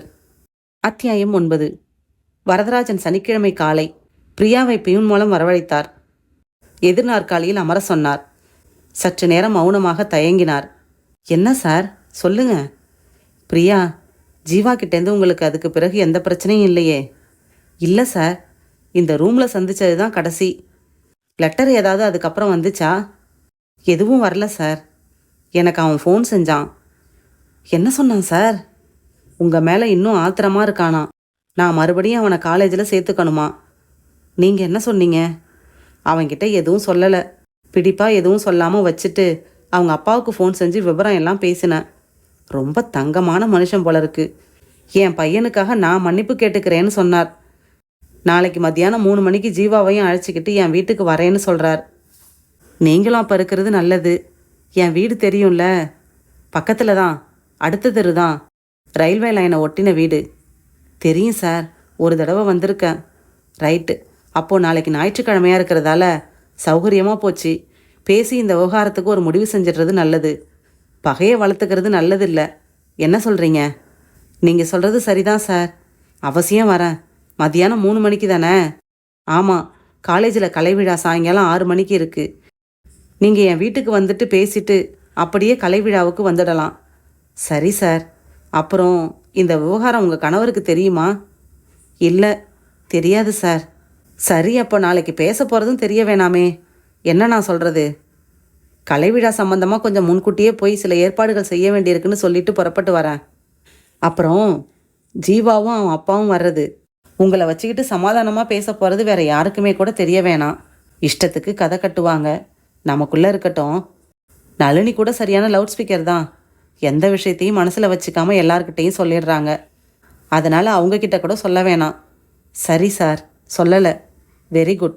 நான் ஜீவாவோட அப்பாவுக்கு மறுபடியும் ஃபோன் செஞ்சு நீங்கள் வரீங்கன்றதை சொல்லிடுறேன். அவர் குறிப்பாக நீங்கள் இருக்கணும்னு 3-4 தடவை சொல்லிட்டார். ஜீவாவை விட்டே உங்ககிட்ட மன்னிப்பு கேட்க சொல்கிறேன்றார். Nice man. அவருக்கு இப்படி ஒரு தருதலை பிள்ளை. இந்த அளவுக்கு அப்பா சொல்லுக்கு கட்டுப்படுறாரே, அதை பாராட்டணும். எப்படியோ தொல்லை இல்லாமல் இருந்தால் சரிதான் என்று விட்டு எழுந்து கொண்டாள் பிரியா. அவள் கதவை திறந்து கொண்டு வெளியேறியதும் வரதராஜன் மேஜையின் டிராயரை இழுத்தார். இதுவரை ஜீவா பிரியாவுக்கு தன் கையெழுத்திடாமல் எழுதி அனுப்பின 4 கடிதங்களையும் தனக்கு வந்த கடிதத்தையும் எடுத்து ஜிப் வைத்த கைப்பைக்குள் வைத்து கொண்டார். ரிசீவர் எடுத்து அந்த ஏரியா போலீஸ் ஸ்டேஷனின் எண்களை சுழற்றினார். ஹலோ, இன்ஸ்பெக்டர் மருதுசெல்வன் இருக்காரா? மருதுசெல்வன் தான் பேசுகிறேன். Good morning sir. நான் பிரின்ஸ்பால் வரதராஜன் பேசுகிறேன். Good morning. என்ன சொல்லுங்க சார். நம்ம காலேஜில் ஒரு சின்ன பிரச்சனை. புறப்பட்டு வரட்டுமா? கலாட்டாவா? இல்லை, இது வேற மாதிரி. நான் வரேன் ஸ்டேஷனுக்கு. வாங்கல. வரதராஜன் தனது பேட்காரை தானே ஓட்டி கொண்டு ஸ்டேஷனுக்கு சென்று கை குலுக்கி காஃபி சாப்பிட்டு, இந்த லெட்டர்ஸ் எல்லாம் கொஞ்சம் பாருங்களேன். மருதுசெல்வன் பார்த்து முடித்ததும், பிரியாங்கிறது யாரு? எங்கள் காலேஜில் ஆஃபீஸ் டைப்பிஸ்ட். கல்யாணமான பொண்ணு. ரொம்ப அழகாக இருப்பா. ஆனால் ரொம்ப அடக்கம். ரொம்ப ரொம்ப நல்ல பொண்ணு. சரி, ஜீவா யாரு? அது ஒரு தருதலை, பெரிய இடத்து பிள்ளை. ஜீவா ஸ்பின்னிங் மில் முதலாளியோட ஒரே பையன். தினம் ஒரு சட்டை போடுவான். மாதம் மாதம் கார் மாற்றுவான். உடம்பு பூரா திமிரு. பொம்பளைங்களை வம்பு பண்ணுறதுக்காகவே காலேஜில் சேர்ந்தவன். கல்யாணமான ஒரு குடும்ப பொண்ணுக்கிட்ட இவ்வளவு அசிங்கமாக நடந்துக்கிட்டா எப்படி சார் சும்மா இருக்க முடியும்? லெட்டர் எழுதினதோடவும் இல்லாமல் பிரியாவை தனிமையில் சந்தித்து வைராட்டிகை காட்டி விலை பேசியிருக்கான். பிரின்ஸ்பால் கிட்ட சொன்னால் தீர்த்துடுவேன்னு கத்தி காமிச்சு மிரட்டியிருக்கான். என்ன ஆனாலும் ஆகட்டும்னு அவனை டிஸ்மிஸ் செஞ்சேன் என்று விபரமாய் விவரித்தார். Very good. அதுக்கப்புறம் கொஞ்ச நாளைக்கு அமைதி. இப்போ திடீர்னு எனக்கு தபால் வந்திருக்கு. ரொம்ப சாமர்த்தியமான பையனா தெரியுது. இந்த பொண்ணுக்கு எழுதியிருக்கிற லெட்டர்ஸ் எதுலையுமே கையெழுத்து போடலை. உங்களுக்கு அனுப்பியிருக்கிறத கூட டைப் செஞ்சு அனுப்பியிருக்கான். இப்போ கூப்பிட்டு கேட்டால் நான் அனுப்பவே இல்லைன்னு சொல்லுவான். நிச்சயம் சொல்வான். சொல்லக்கூடியவன் தான். என்ன செய்யலாம் சொல்லுங்க. இந்த பொண்ணு பிரியா பாவம், முழுகாமல் வேற இருக்கா. இந்த சமயத்தில் போய் இந்த அதிர்ச்சியான லெட்டரை காமிக்க வேணாமேன்னு நினச்சேன். அதனால் எனக்கு வந்த லெட்டரை பிரியா கிட்ட தெரிவிக்கல. இப்போது சார், நாளைக்கு சாயங்காலம் 6 மணிக்கு காலேஜில் கலை விழா. பிரியாவை கொஞ்சம் முன்கூட்டியே வர சொல்லிடுறேன். நீங்கள் மப்டியில் 2 பேரை அனுப்பி வைங்க. அவங்களுக்கு நான் பிரியாவை அடையாளம் காட்டுறேன். அவளுக்கு விழா முடிஞ்சு வீட்டுக்கு போகிற வரைக்கும் அவங்க பாதுகாப்பு தந்தா போதும். அவளை கண்காணிச்சிக்கிட்டே இருக்கட்டும். ஆனால் அது அவளுக்கே தெரிய வேணாம். உங்கள் ஐடியா என்ன? லெட்டர்ஸில் கொஞ்சம் கடுமை தெரியுது சார். அதனால் இதை பர்சனலாக நானே கவனிக்கலான்னு நினைக்கிறேன். 2 கான்ஸ்டபிள்களோட நானே வரேன். எனக்கு பிரியா யாருன்னு காமிங்க. ஜீவா வந்திருந்தா அவனையும் அடையாளம் காட்டுங்க. மிச்சத்தை நான் பார்த்துக்கிறேன். வரதராஜன் எழுந்தார். கை குலுக்கினார். எத்தனை மணிக்கு உங்களை எதிர்பார்க்கட்டும் சார்? விழா எத்தனை மணிக்கு? 6 மணிக்கு ஆரம்பம். விழா எங்கே நடக்குது? காலேஜ் உள்ளேயே ஆடிட்டோரியத்தில். பிரியாவை எத்தனை மணிக்கு வர சொல்லியிருக்கீங்க? 5 மணிக்கு. நான் 4:30 மணிக்கெல்லாம் அங்கே இருப்பேன். Thank you sir. அப்புறம் மப்டியில் தானே வருவீங்க? ஷியூர். இல்லைன்னா ஜீவா எச்சரிக்கை ஆகிடுவானே. அவனை ஏதாச்சும் தப்பு செய்ய வச்சு மடக்கணும். கடத்துறதுக்கு ஏதாச்சும் ஒரு வகையில் முயற்சி செய்கிறப்போ கப்புன்னு பிடிக்கணும். அப்போ தான் கேஸ் ஸ்ட்ராங்காக போட முடியும். அதெல்லாம் நான் பார்த்துக்கிறேன். அந்த பிரியாவோட பத்திரத்துக்கு நான் பொறுப்பு. இன்னொரு விஷயம் சொல்லுங்க. உங்கள் காலேஜ் ஆடிட்டோரியத்துக்கு மொத்தம் எத்தனை வாசல்கள்? 3 வாசல்கள். ஸ்டேஜுக்கு பக்கத்துலேயே 2, எதிரில் பெரிய வாசல். பிரியா கலை நிகழ்ச்சி எதுலையும் கலந்துக்கிறாங்களா? இல்லை, சும்மா விழா பார்க்க தான் வருவா. நல்லது. நான் சொல்கிற நாற்காலியில் அவளை உட்கார வைங்க. நான் ஆடிட்டோரியத்தை பார்த்துட்டு அதை சொல்கிறேன். Okay sir. வரட்டுமா? ரொம்ப நன்றி. It is my duty. தேங்க்யூலாம் எதுக்கு? கவலைப்படாமல் போங்க. எந்த கலாட்டாவும் இல்லாமல் விழா நடக்கும். வரதராஜன் வெளியில் வந்து காரில் ஏறிக்கொண்டு தனக்குள் நகைத்து கொண்டார். ஆமாம் இன்ஸ்பெக்டர் அவர்களே, கலை விழாவில் எந்த கலாட்டாவும் நடக்கப் போவதில்லை. நடக்கப் போவதெல்லாம் என் வீட்டில், மிக பத்திரமாக, மிக அமைதியாக, மிக ரகசியமாக. வரதராஜா, இதெல்லாம் தப்புப்பா. ஏன் இப்படியெல்லாம் நடந்து கொள்கிறாய்? ஆஃப்டர் ஆல் சில நிமிட இன்பத்திற்காகவா? எவ்வளோ பெரிய ஆள் நீ. நீயா இதெல்லாம்? யாரு? மனசாட்சியா? போ அந்த பக்கம். சீக்கிரமாக விலகு. நான் தீர்மானித்தாயிற்று. ஒரு புத்தி நினைக்கும், ஒரு புத்தி திட்டமிடும், ஒரு புத்தி கேட்கும், ஒரு புத்தி கொடுக்கும். நீ யார் இதில் நடுவில்? எனக்குள் தகிக்கும் நெருப்பின் ஜுவாலைகளை நான் அணைத்தே ஆக வேண்டும். அதற்கு பிரியாவை நான் அணைத்தே ஆக வேண்டும். அதற்கு விலையாக நான் என் கௌரவத்தை தர தயாராக இல்லை. எனக்கு என் கௌரவமும் வேண்டும், பிரியாவும் வேண்டும். அதற்காகத்தான் இத்தனை நரித்தனமான திட்டங்கள். தீர்மானித்தாயிற்று. நீ பரிசீலிப்பதாக இல்லை. சிந்தனையுடன் காரை செலுத்தினார் வரதராஜன். அத்தியாயம் 10. ஞாயிற்றுக்கிழமை கதிரவனின் ஆட்சியில் காலை 9 மணி. பிரியா ஷாம்பு போட்டு தலை குளித்தாள். மகேஷ் ஹாலில் தரையில் பேப்பரை விரித்து வைத்துக்கொண்டு கவிழ்ந்து படித்து கொண்டிருந்தான். குளியலறையை விட்டு வெளிவந்து படுக்கை அறைக்குள் செல்லும் முன், என்னங்க இன்னும் நீங்க குளிக்கல, ஷேவ் பண்ணிக்கல என்றாள். இன்னைக்கு ஏது பேங்க்கு? மறதி ராஜா, இன்னைக்கு காலையிலே நாம வாங்கியிருக்கிற வீட்டுக்கு போய் எங்கெங்க ஸ்க்ரீன் மாட்டலாம், அதிகமான எலக்ட்ரிக்கல் ஃபிட்டிங்ஸ் என்னென்ன மாட்டலான்னு முடிவு செய்கிறதா பேசினோம். ஆமாம் பேசினோம். ஒரு சின்ன மாற்றம் செஞ்சுக்குவோமா பிரியா? சாயங்காலம் என் ஃப்ரெண்டு ஒருத்தன் வீட்டில் பர்த்டே பார்ட்டின்னு சொன்னேன் இல்லையா, அதுக்கு போகிறதுக்கு முன்னாடி நேராக புது வீட்டுக்கு போயிட்டு அங்கேருந்து உன்னை காலேஜில் ட்ராப் பண்ணிட்டு போகிறேன். பார்ட்டி முடிஞ்சதும் உங்கள் காலேஜில் வந்து உன்னை பிக்கப் செஞ்சுக்கிறேன். எப்படி ஐடியா? இல்லைங்க மகேஷ், நான் மத்தியானம் 3 மணிக்கே காலேஜில் இருந்தாகணும். நிகழ்ச்சி 6 மணிக்கு தானே ஆரம்பம். 3 மணிக்கு போய் என்ன செய்ய போகிற நீ? விழா ஏற்பாடு கொஞ்சம் பார்க்க வேண்டியிருக்கு. ஓகே, அப்போ 10 நிமிஷத்தில் நான் ரெடி ஆயிடுறேன். இப்போ புது வீட்டுக்கு போயிட்டு வந்துடலாம். பேப்பரை மடக்கி வைத்து விட்டு எழுந்தான். சோம்பல் முறித்துவிட்டு குளியலறைக்குள் நுழைந்து ஷேவிங் செட்டை எடுத்தான். அரை மணி நேரத்தில் அவர்கள் 3வது மாடியில் இருந்த அந்த புதிய ஃப்ளாட்ஸில் இருந்தார்கள். இந்த வரவேற்பு ஹாலுக்கு மட்டும் சோத்தில் வால்பேப்பர் ஓட்டலாம் மகேஷ். வீட்டுக்குள்ளே அடிச்சிருக்கிறதே போதும். உத்தரவு. என்ன கலர்னு முடிவு செய்யே. லைட் கலராக தான் இருக்கணும். க்ரீம் கலர் இல்லைன்னா லைட் ப்ளூ. மகேஷ் குறித்து கொண்டான். வீடு முழுக்க நடந்து அவள் சொன்ன சின்ன சின்ன திருத்தங்கள், யோசனைகள், அலங்கார யுக்திகள் அத்தனையும் குறுக்கே எதுவும் பேசாமல் குறித்து கொண்டான். திடீரென்று கேட்டாள், மகேஷ், நானே சொல்லிட்டு இருக்கேன், நீங்கள் எந்த ஐடியாவுமே சொல்லலையே. பிரியா, இந்த வீட்டை முழுக்க முழுக்க உன் விருப்பத்துக்கு மாற்றி அமைச்சிடு. எல்லாம் உன் சாய்ஸ் தான். ஷாஜஹான் தாஜ்மஹாலையே கட்டி கொடுத்தார் அவர் பொண்டாட்டிக்கு. ஏதோ என்னால் ஆன இந்த சின்ன ஃப்ளாட், மேல்கூரையும் நமக்கு சொந்தம் இல்லை, கீழ்பூமியும் நமக்கு சொந்தம் இல்லை. உன் பேரில் தான் மாற்றி எழுதி வாங்க போகிறேன். பிரியா, வீட்டுக்கு இன்னும் பேர் முடிவு செய்யலையே. அதையும் நீயே செஞ்சுட்டு பிரியா. நான் ஒரு பேர் முடிவு பண்ணி வச்சிருக்கேன் மகேஷ். பொதுவாக எந்த குடும்பத்தை வேணாலும் எடுத்துக்கோங்க. சந்தோஷமாக இருக்கீங்களான்னு கேட்டால் 100க்கு 90 பேர் எங்கெங்க இருக்குது சந்தோஷம்னு தங்களோட கஷ்டங்களை எல்லாம் புலம்ப ஆரம்பிச்சிடுவாங்க. ஆனால் நம்ம யார் எப்போ கேட்டாலும் நாங்கள் ரொம்ப சந்தோஷமாக இருக்கோம்னு சொல்லணும் மகேஷ். எத்தனை பிரச்சனை வந்தாலும் அதை உடைச்சிட்டு நம்ம சந்தோஷத்தை தொடரணும். சொல்லி முடி பிரியா. அதனால் பிரச்சனைகளுக்கு அழுது வடிகிற 1000 பிம்பங்களுக்கு நடுவில் நம்ம வீடு ஒரு விதிவிலக்கு. கண்ணீர் கடல் நம்மை சுற்றி இருக்கலாம், ஆனால் நாம் அதில் மூழ்காமல் ஒரு தீவாக நிற்கணும். நம்ம வீட்டுக்கு புன்னகை தீவுன்னு பேர் யோசிச்சிருக்கேன். எப்படி இருக்கு மகேஷ்? நல்லா இருக்கு. இன்றைக்கே ஒரு போர்டு எழுத சொல்லிடுறேன். கூடவே விளக்கத்தையும் ஒரு நோட்டீஸ் மாதிரி அடித்து ஊர் பூரா விநியோகம் செஞ்சிடலாம். பார்த்தீங்களா, கேலி செய்கிறீங்க. சேச்ச, நிஜமாக நல்லா இருக்கு. சும்மா தமாஷ். வேற என்ன, போகலாமா? இருவரும் புறப்பட்டு வீடு திரும்பினார்கள். 2:30 மணிக்கு மதிய சாப்பாட்டை முடித்துக்கொண்டு குடையை விரித்துக்கொண்டு கைப்பையுடன் பஸ் ஸ்டாப்பை நோக்கி நடந்தாள் பிரியா. உடலோடு ஒட்டிக்கொள்ளும் மைசூர் சில்க் சேலை அணிந்திருந்தாள். அதன் வயலட் நிறம் அவள் நிறத்தை அடிக்கோடிட்டு காட்ட, ஷாம்பு போட்ட தலையில் எண்ணெய் தேய்க்காமல் லூசாக பின்னலிட்டு அதே வயலட் நிறத்தில் பிளாஸ்டிக் ஹேர் கிளிப்ஸ் செருகியிருந்தாள். ஒரே ஒரு ஒற்றை ரோஜா இடது காதுக்கு சற்று அருகில் பின் செய்திருந்தாள். பஸ் ஸ்டாப்பில் காத்திருந்த போது அருகில் நின்றிருந்த இளைஞன் அணிந்திருந்த இளம் நீல ரெடிமேட் சட்டை மிக கவர்ச்சியாக இருக்க, இதை போலவே ஒரு சட்டை வாங்கி மகேஷிற்கு அடுத்த வாரம் வருகிற பிறந்தநாளின் போது பரிசளிக்க வேண்டும் என்று நினைத்து கொண்டாள். பிரின்ஸ்பாலின் வீடு உள்ள ஏரியாவிற்கு பஸ் வர ஏறிக்கொண்டாள். ஜீவா பிரச்சனைக்கு இன்று ஒரு முடிவு ஏற்பட போவதில் நிம்மதி ஏற்பட்டது. எந்த நேரம் என்ன செய்து தொலைப்பானோ என்கிற பயம் இனி தேவையில்லை. நாளைக்கு ஷாப்பிங் போக வேண்டும். ஸ்வெட்டர் பின்னுவதற்கு உள்ளன் நூல்கண்டு வாங்க வேண்டும். குட்டி பாப்பாவுக்கு என் கையாலேயே ஸ்வெட்டர் புது டிசைனில் பின்ன வேண்டும். அப்புறம் அழகழகான குழந்தை படங்கள் நிறைய வாங்கி வைத்து பெட்ரூமின் அத்தனை சுவர்களிலும் ஒட்டி வைக்க வேண்டும். அழகான குழந்தைகளின் படங்களை அடிக்கடி பார்த்தால் பிறக்கும் குழந்தை அழகாக இருக்குமாம். இது நிஜமோ பொய்யோ, இதை செய்வதில் உழைப்பு எதுவும் இல்லை, செலவும் அதிகமில்லை. பையனா பெண்ணா? பெண் தான் வேண்டும். அப்போதுதான் டிசைனாக ட்ரெஸ் தைத்து போட்டு மகிழலாம்.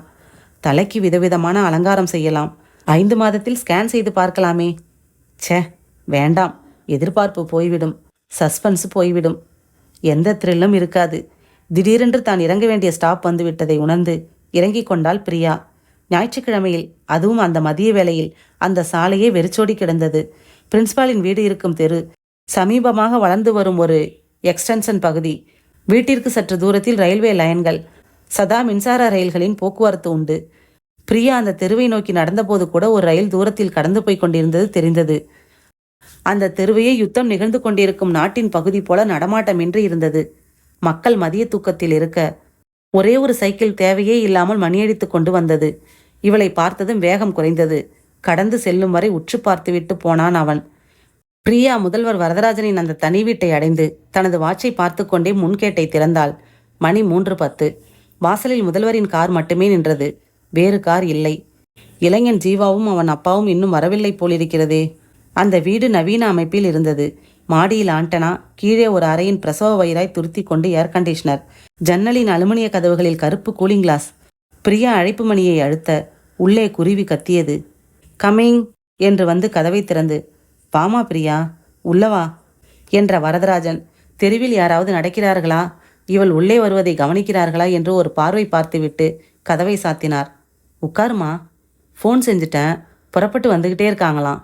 வரதராஜன் கட்டம் கட்டமாய் போடப்பட்டிருந்த ஒரு லுங்கியும் மெலிசான ஒரு ஜிப்பாவும் அணிந்திருந்தார். பிரியா வாசலுக்கு அருகில் இருந்த ஒரு ஒற்றை நபர் அமரும் சோபாவுக்கு அடியில் தனது ஹீல்ஸ் செருப்புகளை கழற்றி போட்டுவிட்டு அவர் காட்டிய ஃபேனுக்கு அடியில் இருந்த மற்றொரு சோஃபாவில் அமர்ந்தாள். இதோ வந்துட்டேன் என்று அருகில் இருந்த தனது அறைக்கு சென்றார் வரதராஜன். அந்த அறையில் 2 ஜன்னல்கள். முதல் காரியமாக 2 ஜன்னல்களின் கதவுகளையும் ஓசையில்லாமல் மூடினார். அலமாரியை அடைந்து திறந்தார். 60 வினாடிகளில் வரதராஜனின் கையில் மிக ஹெவி டோஸ் ஏற்றப்பட்ட ஊசி பொருத்தப்பட்ட சிரஞ்சி வைத்திருந்தார். அறையின் ஏர் கண்டிஷனரின் சுவிட்சை போட்டார். 2 கைகளையும் பின்பக்கமாக வைத்துக்கொண்டு அறையின் வாசலருகில் வந்து நின்று, பிரியா, ஒரு நிமிஷம் இங்க வாமா என்றார். எந்தவித சந்தேகமோ தயக்கமோ இல்லாமல் இயல்பாக எழுந்து அறைக்கு உள்ளே அவள் வந்த வினாடியில் வரதராஜனின் ஒரு கால் கதவை உதைத்து சாத்தியது. ஒரு கை அவளது வலது கையை பற்றி சற்றென்று முறுக்கியது. மற்றொரு கையில் இருந்த சிரஞ்சி அவள் புஜத்தில் ஜாக்கெட்டில் வழி ஏற்படுத்தி கொண்டு உள்ளே ரத்தத்தில் அந்த மருந்தை கலந்தது. சார், என்ன என்ன இது? பதறிப்போன பிரியாவை பார்த்து சிரித்தார். விட்டமின் கே, அதாவது காதல், அதாவது காமம். இப்படி உட்காரு, விரிவா சொல்றேன் என்றார். பிரியாவுக்குள் குப்பென்று ஒரு அனல் அலை நடமாடியது. தனக்கு நேர் எதிரே நிற்கும் வரதராஜன் தொலை தூரத்திலிருந்து பேசுவது போல் இருந்தது. திடீரென்று தனது நரம்புகளுக்குள் ஒரு டென்ஷன் ஏறி ஜிவ்வென்று இருப்பது போல் இருந்தது. பார்வையில் அந்த அறை லேசாக அசைந்தது. சிரிக்கின்ற வரதராஜன் அசைந்தார். அதற்கு மேல் தன்னால் நிற்க முடியாது போல உணர்ந்தாள். கட்டிலிலோ தரையிலோ அமர வேண்டும் போலிருந்தது. ஒரு அடி எடுத்து வைக்க கால்கள் பின்னின. அப்படியே தடுமாறி அந்த விசாலமான இரட்டை கட்டிலில் விழுந்தாள் பிரியா. இப்போது அறை முழு வேகத்தில் சுழன்றது. இமைகளை திறக்க முடியவில்லை. எங்கோ ஒரு பாதாளத்துக்கு பிடிப்பு எதுவுமின்றி பயணம் செய்வது போல ஒரு உணர்வு. சற்று நேரத்தில் அந்த உணர்வும் இன்றி ஒரு நிர்மலமான மயக்கம் அவளை ஆட்கொண்டது. வரதராஜன் தயாராக வைத்திருந்த கயிறு துண்டுகள் எடுத்தார். கைகளை தனியாக, கால்களை தனியாக கட்டினார். வாயில் ஒரு டர்க்கி டவலை திணித்தார். பிரியா, தூங்கு, நிம்மதியா தூங்கு. இந்த ஊசி குறைந்தது 3 மணி நேரத்திற்கு உன்னை தன் பிடியில் வைத்திருக்கும். அதற்குள் நான் வருவேன். மீண்டும் உனக்கு உறக்கம் தருவேன். நல்ல பிள்ளையாக கலை விழாவில் கலந்து கொண்டு திரும்புவேன். திரும்பியதும் இங்கே இதே கட்டிலில் மேல் கோலாகலமான விழா, நம் விழா. அதற்கு பிறகு சாரி, நான் உனக்காக அனுதாபப்படுகிறேன்.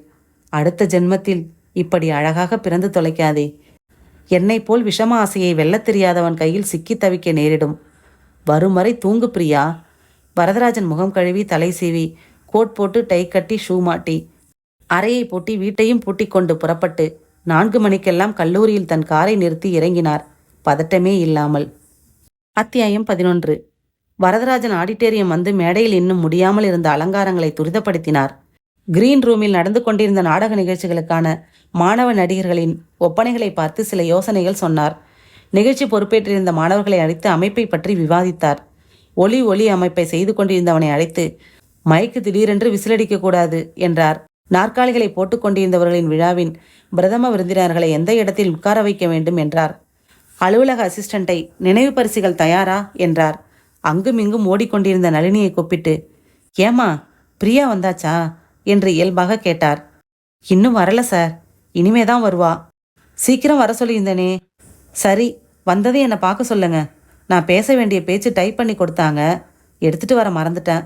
அதோட காப்பி இங்கே அவங்க கிட்ட இருக்குதான்னு கேட்கணும். சரி சார், வந்ததும் கேட்டு சொல்கிறேன். உங்களை பார்க்க சொல்கிறேன். சரியாக 4:30 மணிக்கு ஆடிட்டோரியத்திற்கு வெளியில் மர நிழலில் நாற்காலி போட்டு அமர்ந்திருந்த முழுக்கை சட்டையும் பேண்ட்டும் அணிந்த இன்ஸ்பெக்டர் மருதுசெல்வன் வந்து, குட் ஈவினிங் சார் என்றார். குட் ஈவினிங், வாங்க. சொன்ன நேரத்துக்கு கரெக்டாக வந்துட்டீங்களே. இங்கே ஒரு நாற்காலி போடுப்பா என்றார் பியூனிடம். போடப்பட்டு மருதுசெல்வன் அமர்ந்தார். 2 காஃபி எடுத்துட்டு வா. பிரியா வந்தாச்சா சார்? இன்னும் வரலை. வர்ற நேரம்தான். விழா 6 மணிக்கு தானே. ஸ்டூடெண்ட்ஸே கொஞ்சம் பேர் தான் வந்து அங்கங்கே மரத்தடியில் நிற்கிறாங்க. 5 மணிக்கு மேலே தான் திமுதிமுன்னு கூட்டமாக வருவாங்க. இந்தாங்க என்று காஃபியை வாங்கி தன் கையால் கொடுத்து விட்டு பியூனிடம், சவுண்டு சர்வீஸ்காரனை நாதஸ்வர கேசட் இருந்தால் போட்டுவிட சொல்லுப்பா, ரொம்ப அமைதியாக இருக்கு என்றார். நான் ஆடிட்டோரியத்துக்கு உள்ள கேஷுவலாக சுற்றி பார்த்துட்டு வரேன், நீங்கள் கூட வர வேணாம், இங்கேயே இருங்க என்று எழுந்து சென்றார் மருதுசெல்வன். அந்த ஐஸ்கிரீம் கடையின் வாசலில் நின்றிருந்த தனது மாருதி வேனின் மேல் சாய்ந்து நின்று கொண்டு கேட்டான் ஜீவா. நான் சொன்னது நினைவில் இருக்கா? ஐஸ்கிரீம் நக்கி கொண்டு தலையை ஆட்டினார்கள் 2 நண்பர்களும். வழுக்கு தலையன் லேசுப்பட்டவன் இல்லை. என் லெட்டரை பார்த்துட்டு உஷாராயிருப்பான். விழாவில் பிரியாவுக்கு ஏதாச்சும் பாதுகாப்பு ஏற்பாடு கூட செஞ்சு வச்சிருப்பான். போலீஸை கூட அவன் அணுகியிருக்கலாம். அதனால் நான் விழாவில் போய் அவன் வந்திருக்காளான்னு பார்த்துட்டு வந்து உங்ககிட்ட சொல்கிறேன். 2 விதமான பிளான். புருஷனும் கூட வந்திருந்தா அவங்க 2 பேரும் பைக்கில் விழா முடிஞ்சு திரும்புகிறப்ப நாம் வாடகை எடுத்திருக்கிற ஆட்டோவில் துரத்தி சரியான இடத்துல மடக்கி அவனை அடித்து போட்டுட்டு அவளை கடத்திட்டு வந்துடுறீங்க. நான் சொன்ன இடத்துக்கு புருஷன் வரலை, அவன் மட்டும்தான் வந்திருந்தான்னா காலேஜ் ஆஃபீஸ் ஃபோனுக்கு டயல் செஞ்சு அவளை கூப்பிட சொல்லி அவள் புருஷன் மகேஷ் பைக் ஆக்சிடெண்ட்டில் மாட்டிக்கிட்டான்னு ரீல் சுற்றி அவளை வெளியில் வரவழைச்சிட வேண்டியது. அப்புறம் ஆட்டோவில் ஆட்டுக்குட்டி மாதிரி அள்ளி போட்டுட்டு வந்துட வேண்டியது. புரிஞ்சுதா? தலையாட்டினார்கள். ஆட்டோவை இருட்டில் நான் சொன்ன இடத்துல நிறுத்திட்டு எனக்காக காத்திருக்கணும். நான் நோட்டம் பார்த்துட்டு வந்து சொன்னதும் தான் செயல்படணும். ரைட்டு கண்ணா, நீ அனுபவிச்சது எங்களுக்கும் சான்ஸ் கேட்போம். சரி, சாப்பிடுங்க. வேனில் ஏறி கல்லூரிக்கு புறப்பட்டான் ஜீவா. 5:30 மணிக்கு ஆடிட்டோரியம் நிரம்பியிருந்தது. முதல் 10 வரிசையில் மாணவிகளும் பின் வரிசைகளில் மாணவர்களும் அமர்ந்திருந்தனர். மேடையின் அருகில் நின்றிருந்த வரதராஜனை அணுகினார் மருதுசெல்வன். என்னன்னு தெரியல சார், பிரியா இன்னும் காணோம். ஆனால் கடைசியிலேருந்து 4வது வரிசையில் ரைட்டில் சூயங்க மின்னுக்கிட்டு கருப்பு முழுக்கை சட்டை போட்டுட்டு உட்காந்துருக்கான் பாருங்க, அவன்தான் ஜீவா. அவனும் எக்கி எக்கி பார்த்து தேடிக்கிட்டு தான் இருக்கான். பிரியா வீட்டுக்கு யாரையாவது அனுப்பி பார்க்க சொல்லிடலாமான்னு நினைக்கிறேன். அவங்க பக்கத்து வீட்டில் ஃபோன் இருக்கு, பேச சொல்லி ஆள் அனுப்பியிருக்கேன். இதோ வந்தாச்சே. என்னம்மா நளினி, பேசுனியா? பேசினேன் சார். வீடு பூட்டியிருக்கான், வாசலில் பைக் இல்லையா, எங்கே போனாங்க எப்போ போனாங்கன்னு தெரியாதுன்னு சொல்கிறாங்க சார் என்றாள் வந்த நளினி. பார்க்கலாம், வேற எங்கேயாவது போயிட்டு வரலான்னு இருந்திருப்பாங்க. டென்ஷன் ஆகாமல் நீங்கள் நிகழ்ச்சிகளை கவனிங்க சார். இதோ பாருமா, உன் பேர் என்ன என்றார் மருதுசெல்வன். நளினி சார். பிரியா வந்ததுமே எனக்கு சொல்லணும். நான் இந்த வாசல்கிட்டேயே நிற்பேன். ஒரு காரணமாக தான் சொல்கிறேன். நான் ஒரு போலீஸ் இன்ஸ்பெக்டர், புரிஞ்சுதா? சரி சார் என்றால் சற்றே கலக்கமாக. சரியாக 6 மணிக்கு கலைவிழா இறைவணக்கத்துடன் துவங்கியது. மேடையில் பிரதம விருந்தாளியாக வந்திருந்த ஒரு தொழிலதிபருக்கு வரதராஜன் மாலை அணிவித்த போது சம்பிரதாயமாக கைத்தட்டினார்கள். 2 போட்டோகிராஃபர்களும் ஒரு வீடியோகிராஃபரும் குறுக்கே நடந்து இயங்கிக் கொண்டிருக்க, கல்லூரியின் மாணவர் தலைவன் தன் 2 கோட் பாக்கெட்டுகளிலும் கைகளை நுழைத்து கொண்டு நின்று சீப் கெஸ்டர் மிஸ்டர் என்ற ஸ்டைலாக ஆங்கிலத்தில் ஆரம்பித்து வரவேற்புரை சொன்னான். வரதராஜன் தன் வாட்சை பார்த்தார். மணி 6:20. பிரியாவுக்கு ஏற்றப்பட்ட டோஸ் இந்த நேரம் சக்தியை இழந்து கொண்டிருக்கும். தன் உணர்வுகளுக்கு திரும்பி கொண்டிருப்பாள். கைகளும் கால்களும் கட்டப்பட்ட நிலையில், வாய் திறக்க முடியாத நிலையில். அவளால் என் அறையிலிருந்து தப்பிக்க ஏதாவது சான்ஸ் இருக்கிறதா? தொழிலதிபர் லேசாக வரதராஜன் பக்கம் சாய்ந்து, யூனிவர்சிட்டி ரேங்க் ஹோல்டர்ஸை உங்கள் காலேஜ் தந்திருக்கா சார் என்றார். சான்ஸே இல்லை என்றார் வரதராஜன். என்னது, ஏன் அப்படி சொல்கிறீங்க? சிந்தனை கலைந்து, சாரி, வேற நினைவு. இது வரைக்கும் 8 தடவை யூனிவர்சிட்டி ஃபஸ்ட்டு ஸ்டூடெண்ட்ஸை நாங்கள் தந்திருக்கோம் என்றார். என்ன செய்து கொண்டிருப்பாள் பிரியா இப்போது? பீதியில் இருந்தால் பிரியா. கைகளையும் கால்களையும் அசைக்க முற்பட்டாள். கயிறு அழுத்தி கொண்டிருக்கும் இடங்களிலெல்லாம் வலி. ஒரே திகிலாய் பிரமிப்பாய் இருந்தது. உள்ளே உலாவரும் கேள்விகள் பதிலில்லாமல் திரிந்தன. பிரின்ஸ்பால் ஏன் அப்படி செய்தார்? எனக்கு செலுத்தப்பட்ட ஊசி மருந்து என்ன? எதற்கானது? காதல் காமம் என்று ஏதோ பினாத்தினாரே. இப்போது நேரம் என்ன? கையில் வாட்ச் இருக்கிறது. ஆனால் கைகள் பின்பக்கம் வைத்து கட்டப்பட்டிருப்பதில் தோள்பட்டையில் வேறு வலி. பிரின்ஸ்பாலின் நோக்கம் என்ன? யாரிடமும் சொல்லாமல் வர சொல்லி இப்படி என்னை கட்டி போட்டு. எங்கே அவர்? எவ்வளவு நேரமாயிற்று நான் இங்கே வந்து? இந்த அறை இருட்டாயிருக்கிறது. நிச்சயமாக 7 மணிக்கு மேல்தான். மகேஷ் விழாவுக்கு வந்து என்னை தேடுவாரே. இது என்ன விபரீதம்? ஏன் ஏன்? சிந்தனை அயற்சி தந்தது, திகில் தந்தது. எதுவும் புரியாமல், எதுவும் முடியாமல் அப்படியே கிடந்தாள். 8 மணிக்கு ஜீவா எழுந்து ஆடிட்டோரியத்தை விட்டு வெளியே வந்தான்.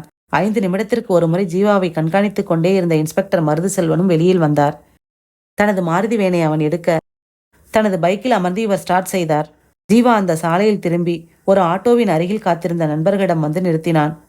டேய், அவளுக்கு வழுக்கத்தலையன் பிரமாதமா பாதுகாப்பு செஞ்சுட்டான்டா. விழாவுக்கு அவ வரவே இல்லை.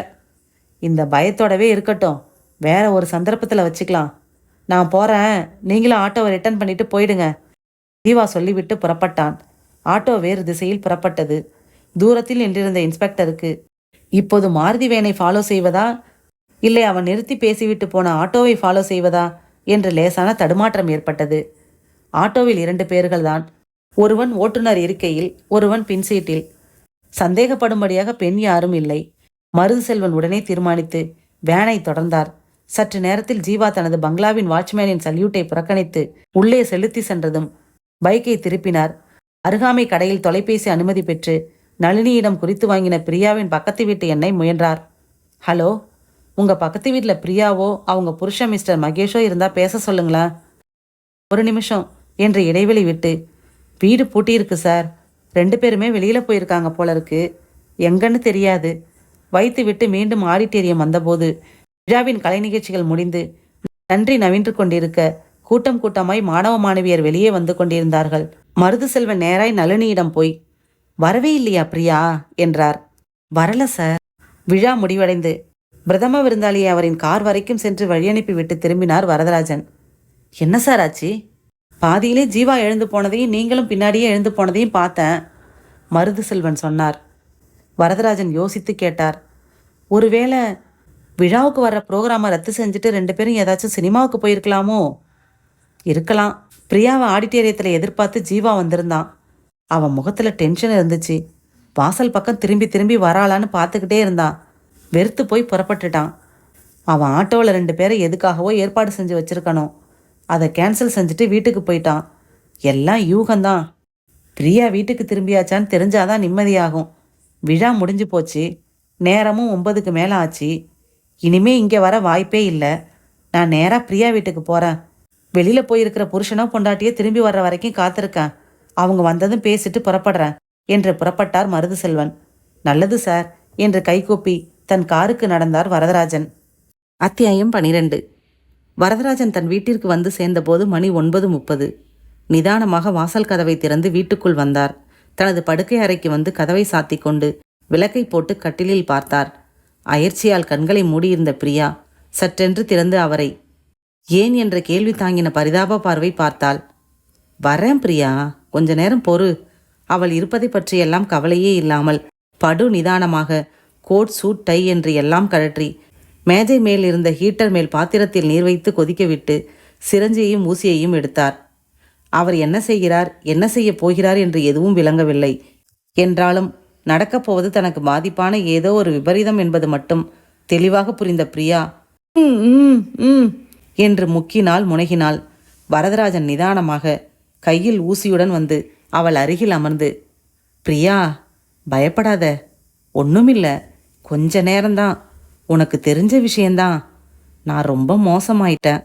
இன்னும் மோசமாக கூடாதுன்னா எனக்கு வேற வழியே இல்லை. உன்னை அடைஞ்சிட்டா தாகம் குறைஞ்சிடும்.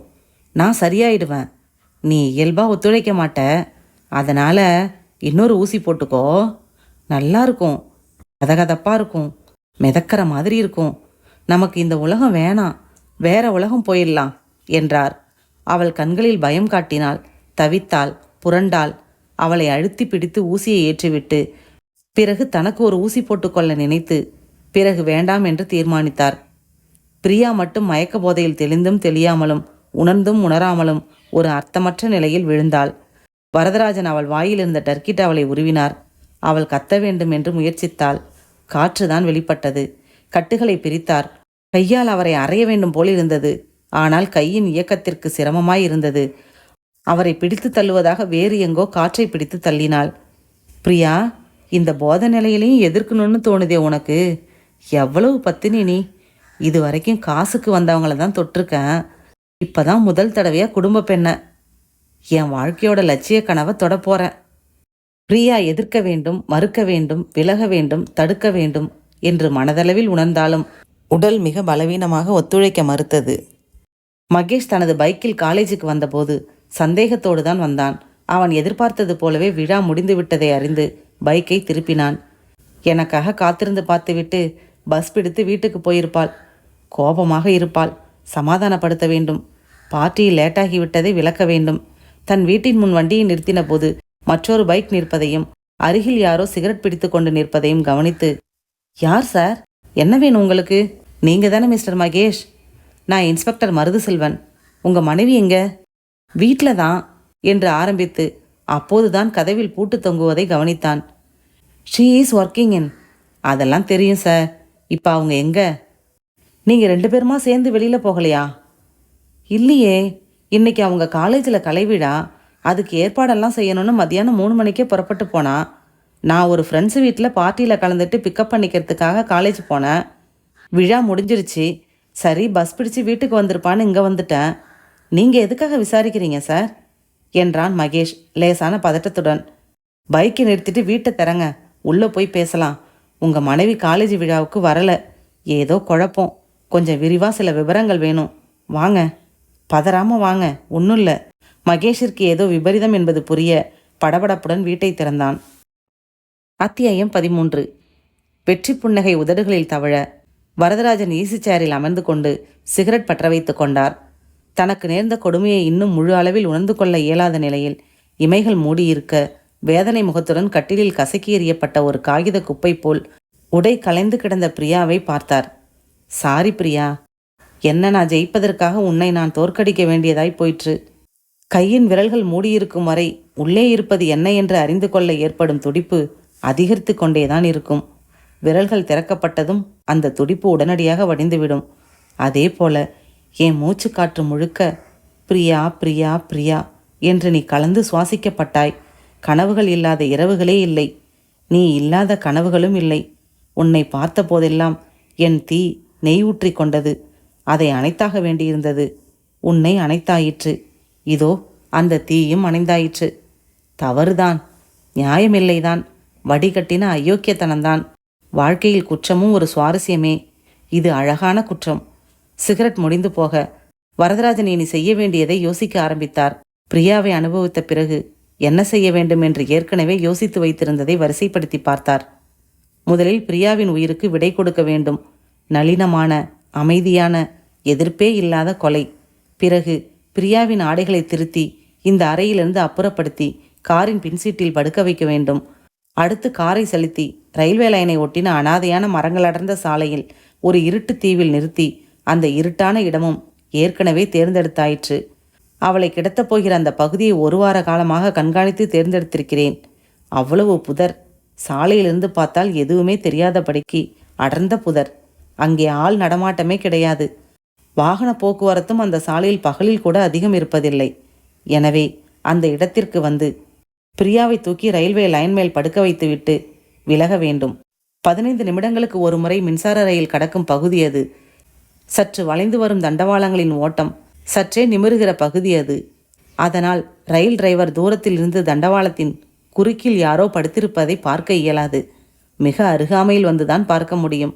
அதற்கு பிறகு எவ்வளவு முயற்சி செய்து வண்டியை நிறுத்தினாலும் விபத்தை தவிர்க்கவே முடியாது.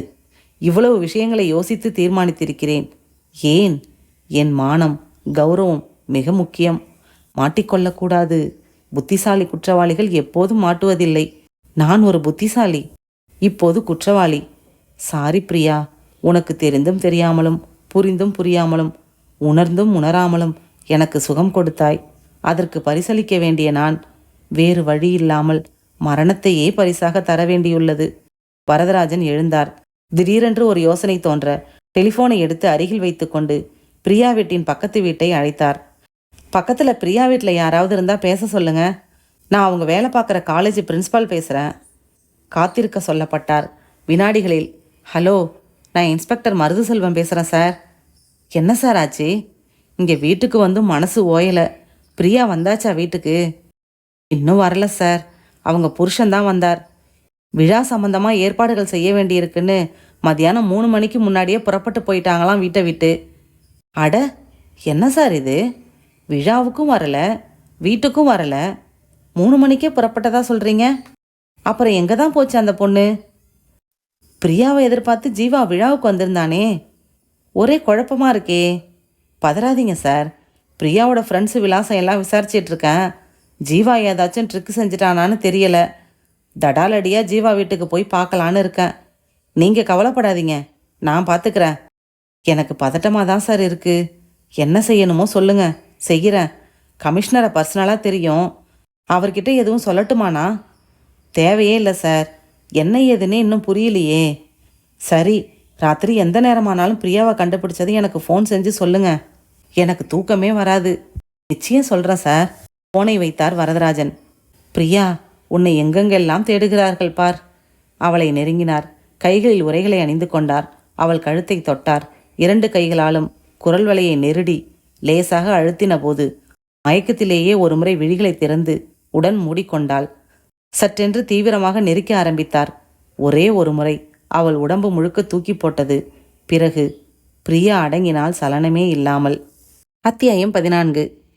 போர்ச்சுக்கோவில் விளக்கை போட்டுக்கொள்ளாமல் காரின் பின்கதவை ஓசை இல்லாமல் திறந்து வைத்துவிட்டு பிரியாவை படுக்கை அறையிலிருந்து 2 கைகளாலும் அள்ளிக்கொண்டு வந்து பின்சீட்டில் படுக்க வைக்க 15 நிமிடங்கள் எடுத்துக்கொண்டார்.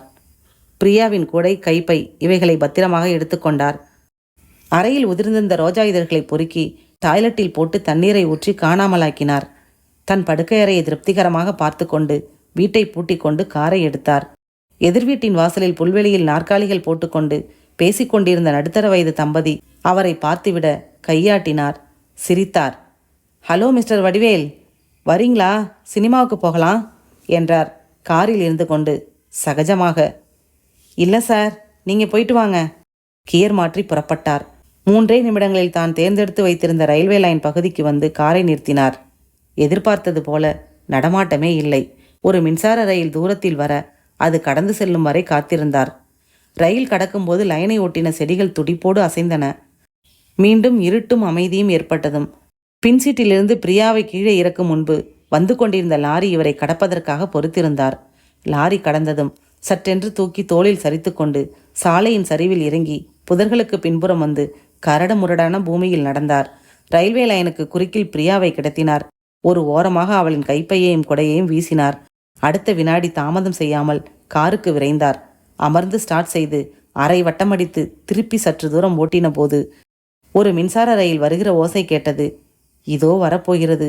பிரியாவை அப்படியே, தப்பு தப்பு, பிரியாவின் உடலை அப்படியே அரைத்து கூழாக்கப் போகிறது. அந்த சம்பவம் நிகழும்போது காரில் சாலையில் காத்திருத்தல் நல்லதில்லை. ரயிலின் சப்தம் அதிகரித்து கொண்டே வர சல்லென்று இவர் காரை ஓட்டிக்கொண்டு தனது வீட்டிற்கு வந்தார். போர்ச்சுகோவில் நிறுத்தும்போது எதிர்வீட்டு தம்பதி இன்னும் புல்வெளியில் அமர்ந்திருக்கிறார்களா என்று பார்த்தார். இல்லை, எதிர்வீடே இருட்டாக இருந்தது. உறங்கப் போய்விட்டார்கள். நல்லது. வரதராஜன் தன் வீட்டிற்கு வந்து ஃப்ரிட்ஜை திறந்து தண்ணீர் குடித்துவிட்டு படுக்கை அறைக்குள் வந்தார். மீண்டும் உன்னிப்பாக பிரியாவின் பொருள்கள் ஏதாவது இருக்கின்றனவா என்று பார்த்தார். எதுவும் இல்லை. ஒரு போராட்டம் நிகழ்ந்திருந்தால் அவள் வளையல்கள் உடைந்து விழுந்திருக்கும், பூக்கள் அதிகமாக உதிர்ந்திருக்கும். ஆனால் நான் தான் போதை மருந்தை ஸ்ட்ராங்காக ஏற்றி அவளை எதிர்க்கவே விடாமல் அழுங்காமல் நலுங்காமல் மென்மையாக செடியில் பூப்பறித்தல் போல நிகழ்த்தினேனே. கட்டிலில் படுத்தார். இந்த நேரம் பிரியாவின் உடல் கூழாகியிருக்கும். நாளை காலை அல்லது மாலை செய்தித்தாளில் செய்தி வரும். போலீஸ் நிச்சயமாக இது தற்கொலையாகவோ அல்லது விபத்தாகவோ எடுத்துக்கொள்ளாது. ஏனென்றால் ஏற்கனவே பிரியாவை காணவில்லை என்று முனைப்புடன் போலீஸ் தேடிக்கொண்டிருக்கிறது. எனவே நிச்சயமாக இது யாரோ செய்த சதி என்றுதான் தீர்மானிக்கும். போஸ்ட்மார்ட்டம் சோதனைக்கு உடல் மிஞ்சப்போவதில்லை. ஒருவேளை ஏதாவது மிஞ்சினாலும் அதை வைத்து பிரியா உடலுறவு கொல்லப்பட்டிருக்கிறாள், கழுத்து நெரித்து கொல்லப்பட்டிருக்கிறாள் என்பதையெல்லாம் கூட போலீஸ் அறிந்து கொண்டாலும் யாரை கைது செய்யும்? முட்டாள் ஜீவாவை. பாவம், அவன் எழுதின கடிதங்கள் இருக்கின்றன. அவன் பிரியாவை அனுபவிப்பதாக சவால் விட்டதற்கு நான் சாட்சி சொல்வேன். நளினி பிரமாதமாக சாட்சி சொல்வாள். வசமாக மாட்டிக்கொள்வான். எப்படி பார்த்தாலும் நான் மாட்டிக்கொள்ளவே மாட்டேன். எவ்வளவு பெரிய நபர் நான்! எவ்வளவு அறிவானவன் நான்! கட்டிலில் புரண்டு படுத்த வரதராஜனுக்கு நடந்த சம்பவங்கள் திடீரென்று ஒரு உறுத்துதலை, ஒரு பாரத்தை ஏற்படுத்த உடன் முடிவெடுத்தார். இதுதான் கடைசி, ஒரே ஒரு வேட்கை, அதை தீர்த்தாயிற்று. இனி இந்த மாதிரி சிந்தனைகள் எனக்கு வரவே கூடாது. சத்தியமாக வரவே கூடாது. நான் திருந்தியே ஆக வேண்டும். இந்த திமிர் பிடித்த சம்பவங்களுக்கெல்லாம் அடிப்படையான காரணம் என்ன? விளையாட்டாக ஆரம்பித்து என்னை ஆட்கொண்டு விட்ட இந்த போதை பழக்கம்தான். இன்றோடு இந்த பழக்கத்தை விட்டுவிட வேண்டும். இனி ஜென்மத்திற்கும் தொடக்கூடாது மட்டுமல்ல, நினைக்கவே கூடாது. ஆனால் இதே போல் எத்தனை முறை தீர்மானித்தாலும் குறிப்பிட்ட ஒரு பலவீன சந்தர்ப்பம் அந்த தீர்மானங்களை நொறுக்கி இருக்கின்றன. இந்த முறை நான் வெல்ல வேண்டும். இந்த பழக்கத்தை நிறுத்த என்னென்ன வழிகள் உண்டோ அத்தனையும் மிக உண்மையாக கடைபிடிக்க வேண்டும். உறங்கிக் கொண்டிருந்த வரதராஜனை தொடர்ந்த டெலிஃபோன் ஒலி எழுப்ப கட்டிலை விட்டு எழுந்ததும் முதலில் கழற்றி வைத்திருந்த வாட்சில் மணி பார்த்தார். 2:30. இத்தனை இரவில் யார் அழைக்கிறார்கள்?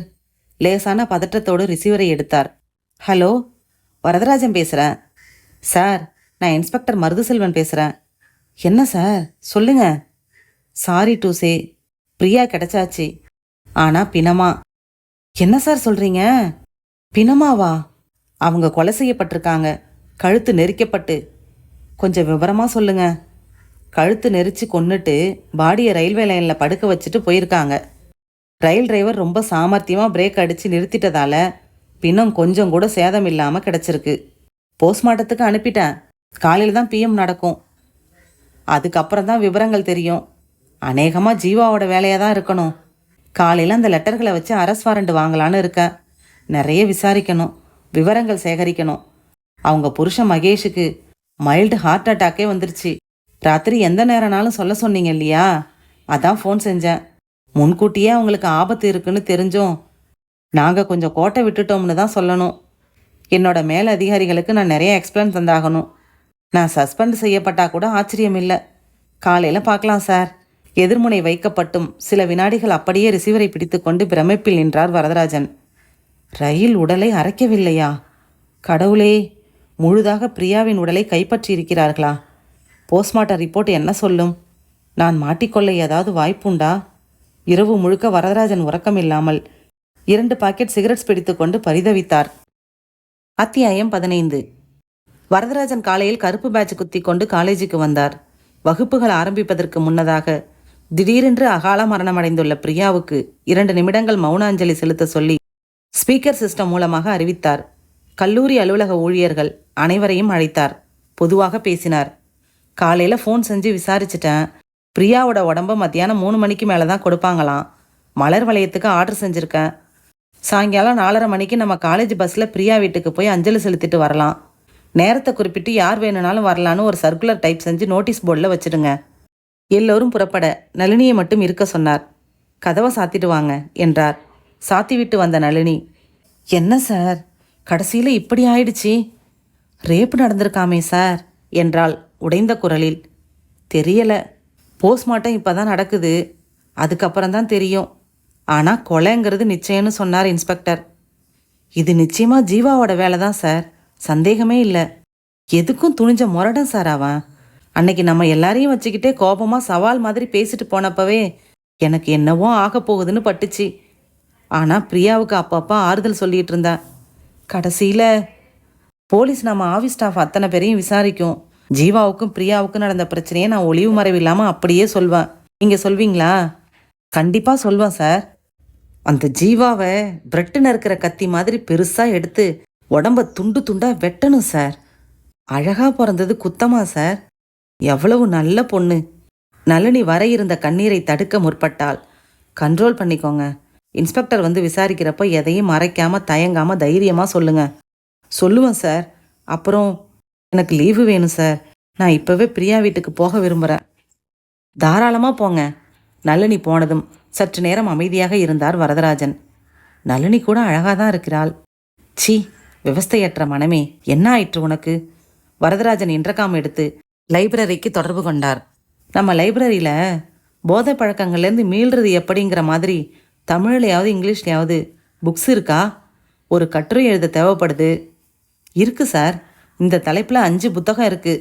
5ஐயும் அனுப்பி வைங்க என்று விட்டு வைத்தார். இன்ஸ்பெக்டர் மருதுசெல்வனை தொடர்பு கொள்ள முயன்றார்.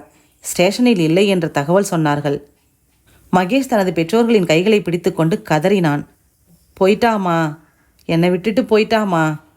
யாருக்கு என்ன துரோகம் செஞ்சோம்? மனசு புண்படுற மாதிரி ஒரு வார்த்தை பேச மாட்டாமா. எல்லாருக்கும் முடிஞ்ச வரைக்கும் உதவுவாளே, என்கிட்ட சொல்லவே இல்லைம்மா. எதையுமே சொல்லலம்மா. காலேஜில் பிரச்சனையாகி பெரிய பகையாயிருக்கு. எவனோ ஜீவான்னு சவால் விட்டுட்டு போயிருக்கான். என் மனசு கஷ்டப்படுன்னு சொல்லவே இல்லைம்மா. பாருமா எப்படி இருப்பா. இப்படி பொட்டலமாக கட்டி கொடுத்துருக்காங்களே. உண்டாயிருக்கான்னது எவ்வளோ சந்தோஷப்பட்டோம்மா. பேரெல்லாம் வச்சுட்டோம்மா குழந்தைக்கு. பாருமா, ரூம் பூரா போய் பாரு.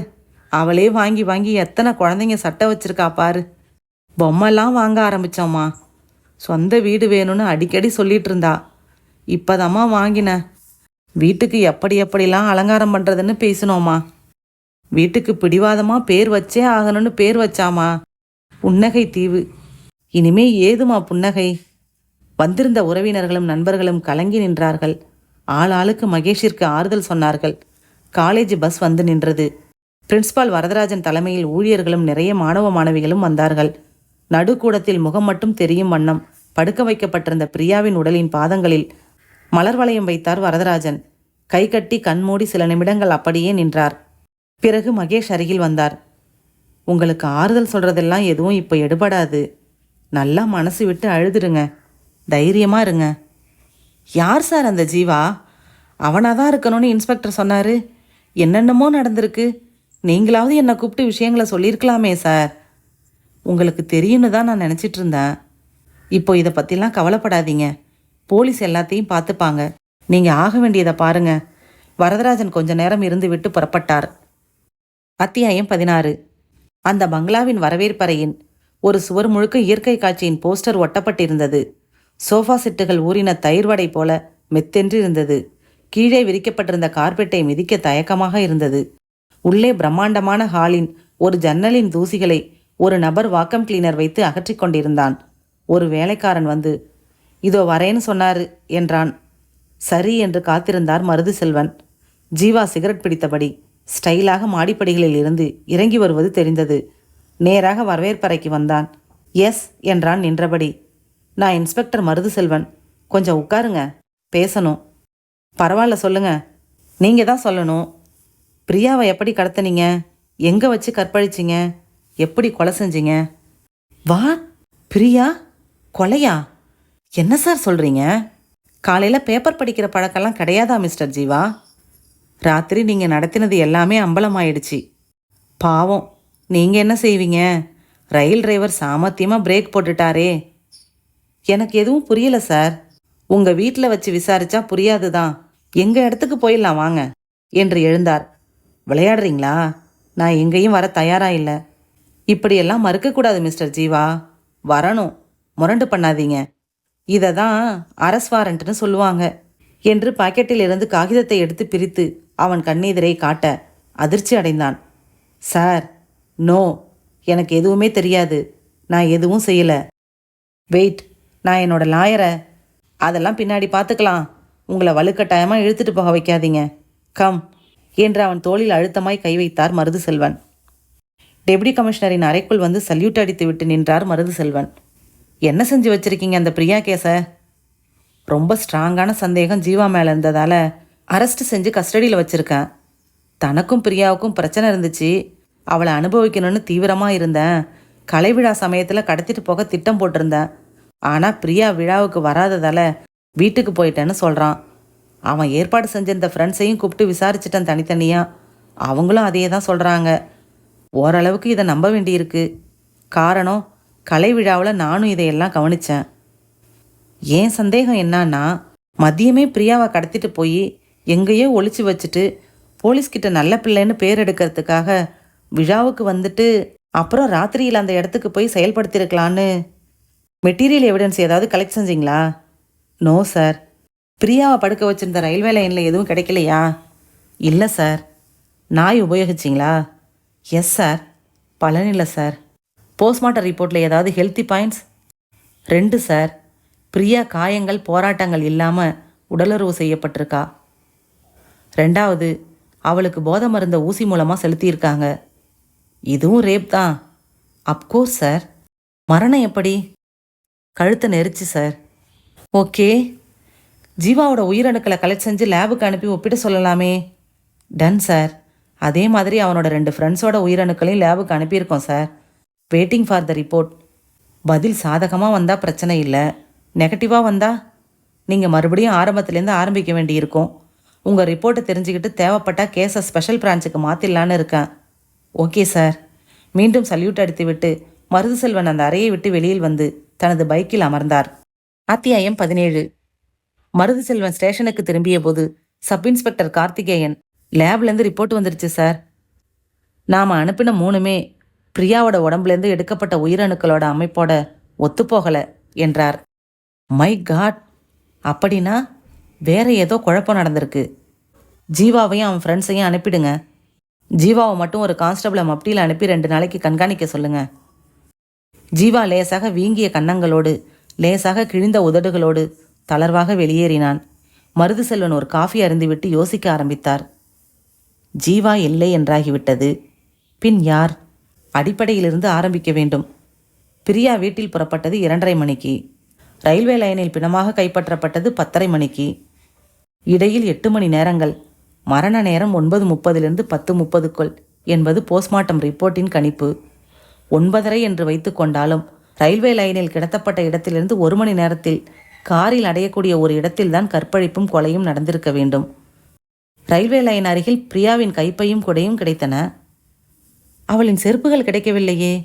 எங்கே அவை? மருதுசெல்வன் இரும்பு பீரோவை திறந்து பிரியாவின் கைப்பையை எடுத்துக்கொண்டு வந்தார். ஏற்கனவே உள்ளே இருக்கும் பொருளை 3 முறை பார்த்தார்கள். எதுவும் உதவியாக கிடைக்கவில்லை. மீண்டும் மீண்டும் பார்க்கும்போது ஏதாவது ஒரு ஃப்ளாஷ் தோன்றுவதுண்டு. கைப்பையிலிருந்து சிப்பை இழுத்து உள்ளே இருக்கும் பொருள்களை அனைத்தையும் ஒவ்வொன்றாக எடுத்து வெளியில் வைத்தார். லேடிஸ் கர்ச்சி போன்று மடிப்பு கலையாமல் இருந்தது. ஒல்லியான பவுடர் பெட்டி, திறந்தால் உள்மூடியில் கண்ணாடி, ஒரு மணி பர்ஸ், அதனுள் 40 ரூபாய் 70 பைசாக்கள், ஒரு பால் பெயிண்ட் பேனா, அவ்வளவுதான். ஏதாவது விலாச அட்டை, பில், ரசீது என்று இருந்தால் உபயோகப்படும். இந்த பொருள்களில் என்ன செய்தி இருக்கிறது? ஒன்றும் இல்லை. மருதுசெல்வன் மறுபடியும் அவற்றை பைக்குள் ஒவ்வொன்றாக வைத்தபோது கை தவறி கர்ச்சிப் கீழே விழுந்தது. அதன் மடிப்பு கலைந்தது. மடிப்புக்குள்ளே மடங்கி கொண்டிருந்த அந்த 80 பைசா பல்லவன் பஸ் டிக்கெட் வெளியே விழுந்து பறந்தது.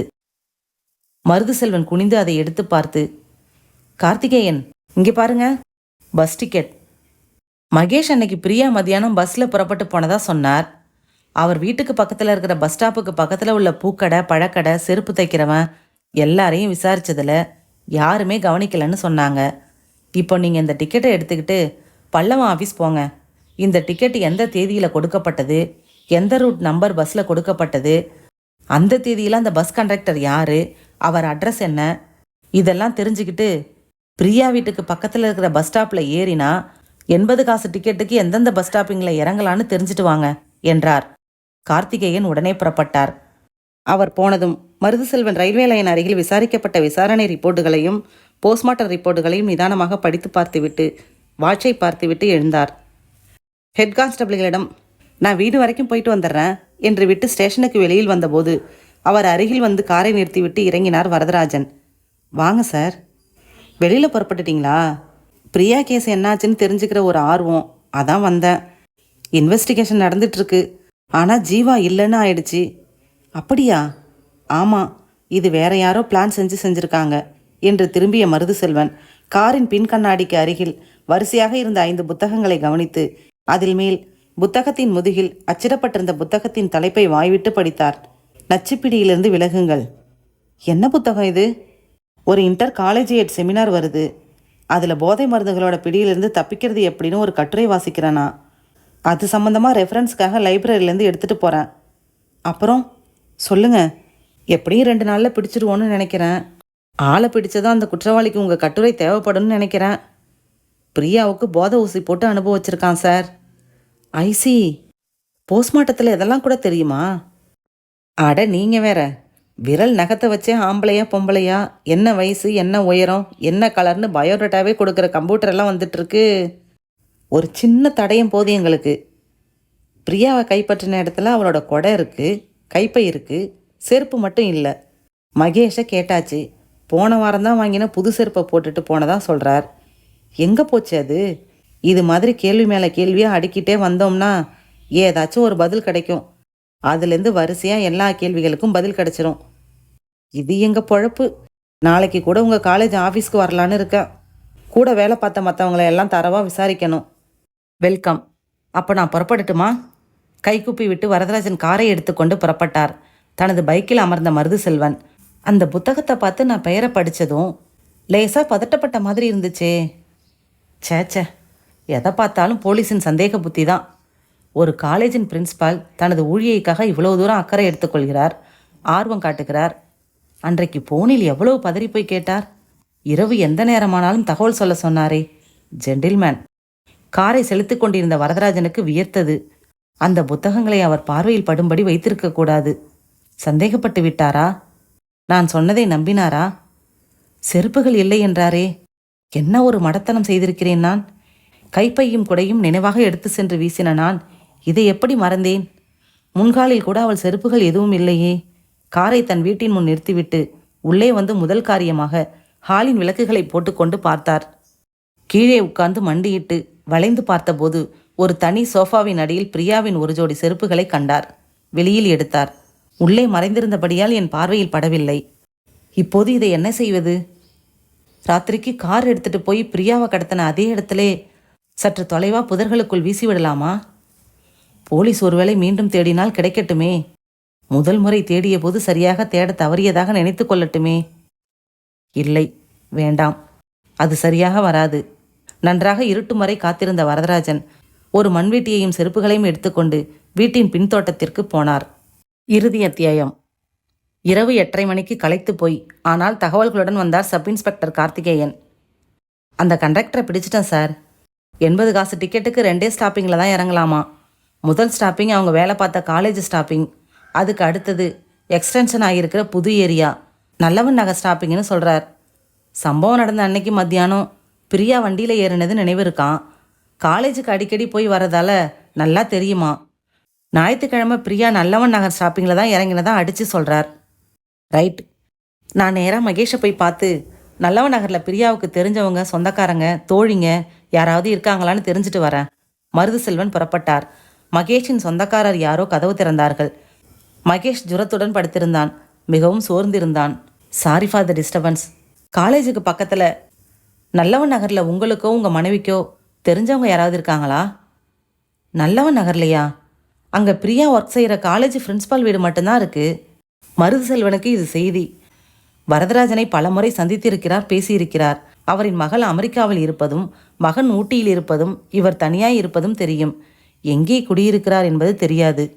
நல்லவன் நகரில் வேற யாரும் ஃப்ரெண்ட்ஸ்? வேற யாரும் இல்லை சார். நல்லவன் நகர் தாண்டி கொஞ்ச தூரம் போனால் பிரியாவை கிட்டத்தன ரயில்வே லைன் இடம் வரும். அதுக்கு பக்கத்துலேயே நல்லவன் நகர் வருது. சரி, நான் போய் பார்க்குறேன் என்று புறப்பட்ட மருதுசெல்வனின் சந்தேக புத்தி தலைநிமிர்ந்தது. பிரியா போதை ஊசி போடப்பட்டிருக்கிறாள். பிரின்சிபல் காரில் போதை மருந்துகளின் பிடியிலிருந்து விலகுவது எப்படி என்கிற புத்தகங்கள். பிரியா நல்லவன் நகரில் இறங்கினாள். வரதராஜன் வீடு நல்லவன் நகரில். பிரியா ரயில்வே லைனில் கிடத்தப்பட்டாள். வரதராஜன் வீடு அந்த இடத்திற்கு பக்கத்தில். பிரியாவின் உடல் ஏதோ ஒரு வாகனத்தில் தான் கொண்டு சென்றிருக்க வேண்டும். வரதராஜனிடம் கார் இருக்கிறது. பிரியா அழகான பெண். வரதராஜன் தனியாக வாழ்பவர். பிரியா ஊழியை. வரதராஜன் அவளுக்கு பாஸ். ஒருவேளை சேச்சே, அவரா அப்படி? புத்தகம் பற்றி பேசின போது லேசாக பதறினாரே. ஜீவா சவால் விட்டது அவருக்கு தெரியும். அதை தனக்கு சாதகமாக்கி கொண்டு ஏன் இருக்கக்கூடாது? ஒரு போலீஸ்காரன் யாரையும் நம்புவதே இல்லை. மருதுசெல்வன் யோசித்து யோசித்து யோசித்து மறுநாள் காலையில் வரதராஜன் காலேஜிற்கு வந்துவிட்டதை ஃபோனில் உறுதி செய்து கொண்டு மப்டி உடையின் நல்லவன் நகர் வந்தார். மகேஷிடம் வாங்கின வரதராஜனின் விலாசத்திற்கு வந்தார். தெருவே நிசப்தம். ஒரே ஒரு நடமாடும் காய்கறி வண்டிக்காரன் மணியடித்து கொண்டே தள்ளி சென்று கொண்டிருக்க முன்கேட்டை தாவி குதித்தார். கொண்டு வந்திருந்த சாவிகளில் ஒன்று சுலபமாக வாசலின் பூட்டின் கற்பை பறிமுதல் செய்தது. உள்ளே வந்தார். படுக்கை அறையை கண்டுபிடித்தார். சோதனை போட ஆரம்பித்தார். அரை மணி நேர சோதனையில் அலமாரிக்குள் இருந்த 2 சிரஞ்சிகள் போதை ஊசி மருந்துகளை கண்டுபிடித்தார். மேஜையை துழாவினதில் பாஸ்போர்ட் சைஸ் பிரியா கிடைத்தாள். மிகவும் கசங்கி இருந்தாள். மருது செல்வனுக்கு இப்போது சந்தேகமே இல்லை. வரதராஜன் சாமர்த்தியமாக பிரியாவை தன் வீட்டிற்கு வரவழைத்து போதையில் ஆழ்த்திவிட்டு கலைவிழாவிற்கு வந்திருக்க வேண்டும். பிரியா எங்கே எங்கே என்று பொய்யாக பதற்றம் காட்டி விழா முடிந்ததும் வீட்டிற்கு வந்து நடத்தியிருக்க வேண்டும். இது ஏசி அறை, சத்தம் போட்டாலும் வெளியில் கேட்கவே கேட்காது. கார் வைத்திருக்கிறார். சுலபமாக அதில் தூக்கி போட்டு சென்று ரயில்வே லைனில் கிடத்தியிருக்க வேண்டும். மருது செல்வன் இன்னும் ஏதாவது தடயங்கள் கிடைக்கின்றனவா என்று ஆராய்ந்தார். பின்கதவை திறந்து கொண்டு தோட்டத்திற்கு வந்தார். கிணற்றடிக்கு அருகில் ஒரு கழுவப்படாத மண்வெட்டி இருந்தது. பாதி வரை மண் அப்பிக்கொண்டு. தோட்டத்தில் இயற்கையாக வளர்ந்த செடிகளை தவிர கீரைகளோ காய்கறிகளோ பூச்செடிகளோ இல்லை. பின்ன மண்வெட்டியில் கொத்த வேண்டிய வேலை என்ன இருக்கிறது இந்த தோட்டத்தில்? மருது செல்வன் வீட்டிற்குள் சென்றார். போலீஸ் நாயை வர சொல்லி விலாசம் சொல்லி ஏற்பாடு செய்தார். அடுத்து பிரின்ஸ்பால் வரதராஜனுக்கு ஃபோன் செய்தார். Hello sir, good morning. நான் இப்போ ஸ்டேஷன்லேருந்து தான் பேசுகிறேன். நேராக உங்கள் வீட்டுக்கு தான் வரேன். நீங்கள் கொஞ்சம் சிரமம் பார்க்காம புறப்பட்டு உடனே உங்கள் வீட்டுக்கு வர முடியுமா? வீட்டுக்கா? என்ன விஷயம் சார்? இங்கே காலேஜில் முக்கியமான வேலைகள் இருக்கே. ஏதாச்சும் பேசணுன்னா நீங்கள் இங்கே வரலாமே. பேசுறதுக்கு இல்லை சார், வேற ஒரு முக்கியமான விஷயம். நீங்கள் வர்றது நல்லது. நான் வேணும்னா உங்கள் காலேஜுக்கு வந்து பிக்கப் செஞ்சுக்கட்டுமா? வேணாம், வரேன் நானே. மருது செல்வன் எல்லா கதவுகளையும் முன்போல சாத்திவிட்டு வாசல் கதவை பூட்டிவிட்டு கேட்டுக்கு வெளியில் வந்து நின்று கொண்டார். 10 நிமிடங்களில் தன் காரில் வந்தார் வரதராஜன். வீட்டின் கதவை திறந்து உள்ளே வந்து சோஃபாக்களில் அமர்ந்ததும், என்ன சார் என்றார் பதட்டமாக. ஒன்றுமில்ல, பிரியா கேஸில் கொலைகாரனை கண்டுபிடிச்சிட்டேன் கிட்டத்தட்ட. அது சம்மந்தமாக பேச தான் கூப்பிட்டேன். யார் சார் அது? இன்னும் கொஞ்ச நேரத்தில் தெரிஞ்சிடும்.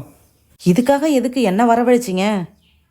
உங்கள் வீட்டில் சோதனை போடுறப்ப நீங்கள் பக்கத்தில் இருக்க வேண்டியது அவசியம் இல்லையா மிஸ்டர் வரதராஜன்? சோதனையா? ஏன் வீட்லையா? எதுக்கு? பின்ன எப்படி கொலைக்காரனை கண்டுபிடிக்கிறது? விவரமாக சொல்லட்டுமா? இந்த வீட்டில் ஒரு தனி ஆள் இருக்கார். அவருக்கு போதை ஊசி போட்டுக்கிற பழக்கம் உண்டு. பிரியா மேலே ஒரு காம காதலும் உண்டு. சரியான சந்தர்ப்பத்துக்கு காத்திருந்தார். ஜீவாங்கிறவன் பிரியா கிட்ட வம்பு செஞ்சான். அதை தனக்கு சாதகமாக்கி பார்த்து பிளான் போட்டார். 1 மினிட் என்று மருது செல்வன் வெளியே வந்து நின்ற ஜீப்பிலிருந்து குதித்த நாயையும் அதன் ட்ரெயினரையும் நோக்கி சென்று ட்ரெயினரிடம் மெதுவாக குரலில் சில குறிப்புகள் சொன்னார். கொஞ்சம் தோட்டத்துக்கு போகலாம், வரீங்களா பிரின்ஸ்பால்? வரதராஜன் நின்ற இடத்திலிருந்து 1 இன்ச்சு நகராமல் அதிர்ச்சியில் அப்படியே நிற்க தோட்டத்திற்கு போனார்கள் மற்றவர்கள். 3 நிமிடங்களில் மண் படிந்த பிரியாவின் செருப்புகளை எடுத்துக்கொண்டு உள்ளே வந்தார் மருது செல்வன். இது யாரோட செருப்புகள் சார்? எதுக்காக பதிச்சு வச்சிருக்கீங்க? 2 நிமிடங்கள் அமைதியாக நின்ற வரதராஜன், 1 நிமிஷம் நாம தனியா பேசலாமா இன்ஸ்பெக்டர்? தாராளமா. இருவரும் தனி அறைக்குள் நுழைந்ததும், எஸ், உங்க குற்றச்சாட்டுகள் அத்தனையும் நான் ஒப்புக்கிறேன். நான் தான் செஞ்சேன். ஆனா ப்ளீஸ் என்னை காப்பாத்துங்க என்று தடாலென்று மருது செல்வனின் கால்களில் விழுந்தார் வரதராஜன். சார், போதை ஊசி பழக்கம்தான் என் புத்தியை பிசக வச்சிருச்சு. இப்போ வெளியில் தெரிஞ்சா என் மானம் கௌரவம் எல்லாம் போயிடும். ப்ளீஸ் ப்ளீஸ் எப்படியாவது என்னை காப்பாத்துங்க. உங்களுக்கு எவ்வளோ லஞ்சம் வேணும் சொல்லுங்க, கண்டிப்பாக தரேன் என்று கெஞ்ச ஆரம்பித்தார். எந்திரி மேன், என்னை விலைக்கு வாங்க முடியாது. உங்களை மன்னிச்சு விடுறதுக்கு என்னால் முடியாது. சட்டப்படி நடவடிக்கை எடுக்க வேண்டியது என்னோட கடமை. கெஞ்சுறது அழுவுறது எல்லாத்தையும் நிறுத்திட்டு புறப்படுறீங்களா என்னோட என்றார் கண்டிப்பாய் மருது செல்வன். கீழே விழுந்து அவர் கால்களை பிடித்த நிலையில் இருந்த வரதராஜன் எழுந்தார். ஓகே, வரேன் என்றவர் அருகில் இருந்த டிராயரை திறந்து உள்ளே இருந்து அந்த கத்தியை எடுத்துக்கொண்டார். நோ வரதராஜன், அதை கீழே போடுங்க என்றார் மருது செல்வன் தன்னிடம் ஆயுதம் எதுவும் இல்லாமல். பயப்படாதீங்க சார், உங்களை எதுவும் செய்ய மாட்டேன். என்னால் அவமானங்களை தாங்கிக்க முடியாது. ஊர் சிரிக்கிறத காரி துப்புறத சகிச்சிக்க முடியாது. அதனால என்றவர் கண் இமைக்கும் நேரத்தில் பாதியில் கத்தியை ஆழமாக தன் நெஞ்சு பகுதியில் வேகமாக குத்தி கொண்டார். மீண்டும் மீண்டும் ரத்தம் பீச்சி அடித்தது. வரதராஜன் தடுமாறி கீழே சாய்ந்தார். அவரை சுற்றிலும் ரத்தம் மெல்ல மெல்ல பரவி கொண்டிருக்க திறந்த விழிகளுடன் இறந்து போனார் பிரின்சிபல் வரதராஜன். கதை முற்றும். என்ன அன்பர்களே, கதை வாசிப்பு பிடிச்சிருக்கா? கதை கேட்ட அன்பர்களுக்கும் திரு பட்டுக்கோட்டை பிரபாகர் அவர்களுக்கும் எனது அன்பான நன்றிகள். லைக் பண்ணுங்க, கமெண்ட் பண்ணுங்க, சப்ஸ்கிரைப் பண்ணுங்க, ஷேர் பண்ணுங்க. மீண்டும் அடுத்த கதையில் சந்திக்கும் வரை உங்களிடமிருந்து விடைபெறுவது உங்கள் பத்மஸ்ரீ. நன்றி.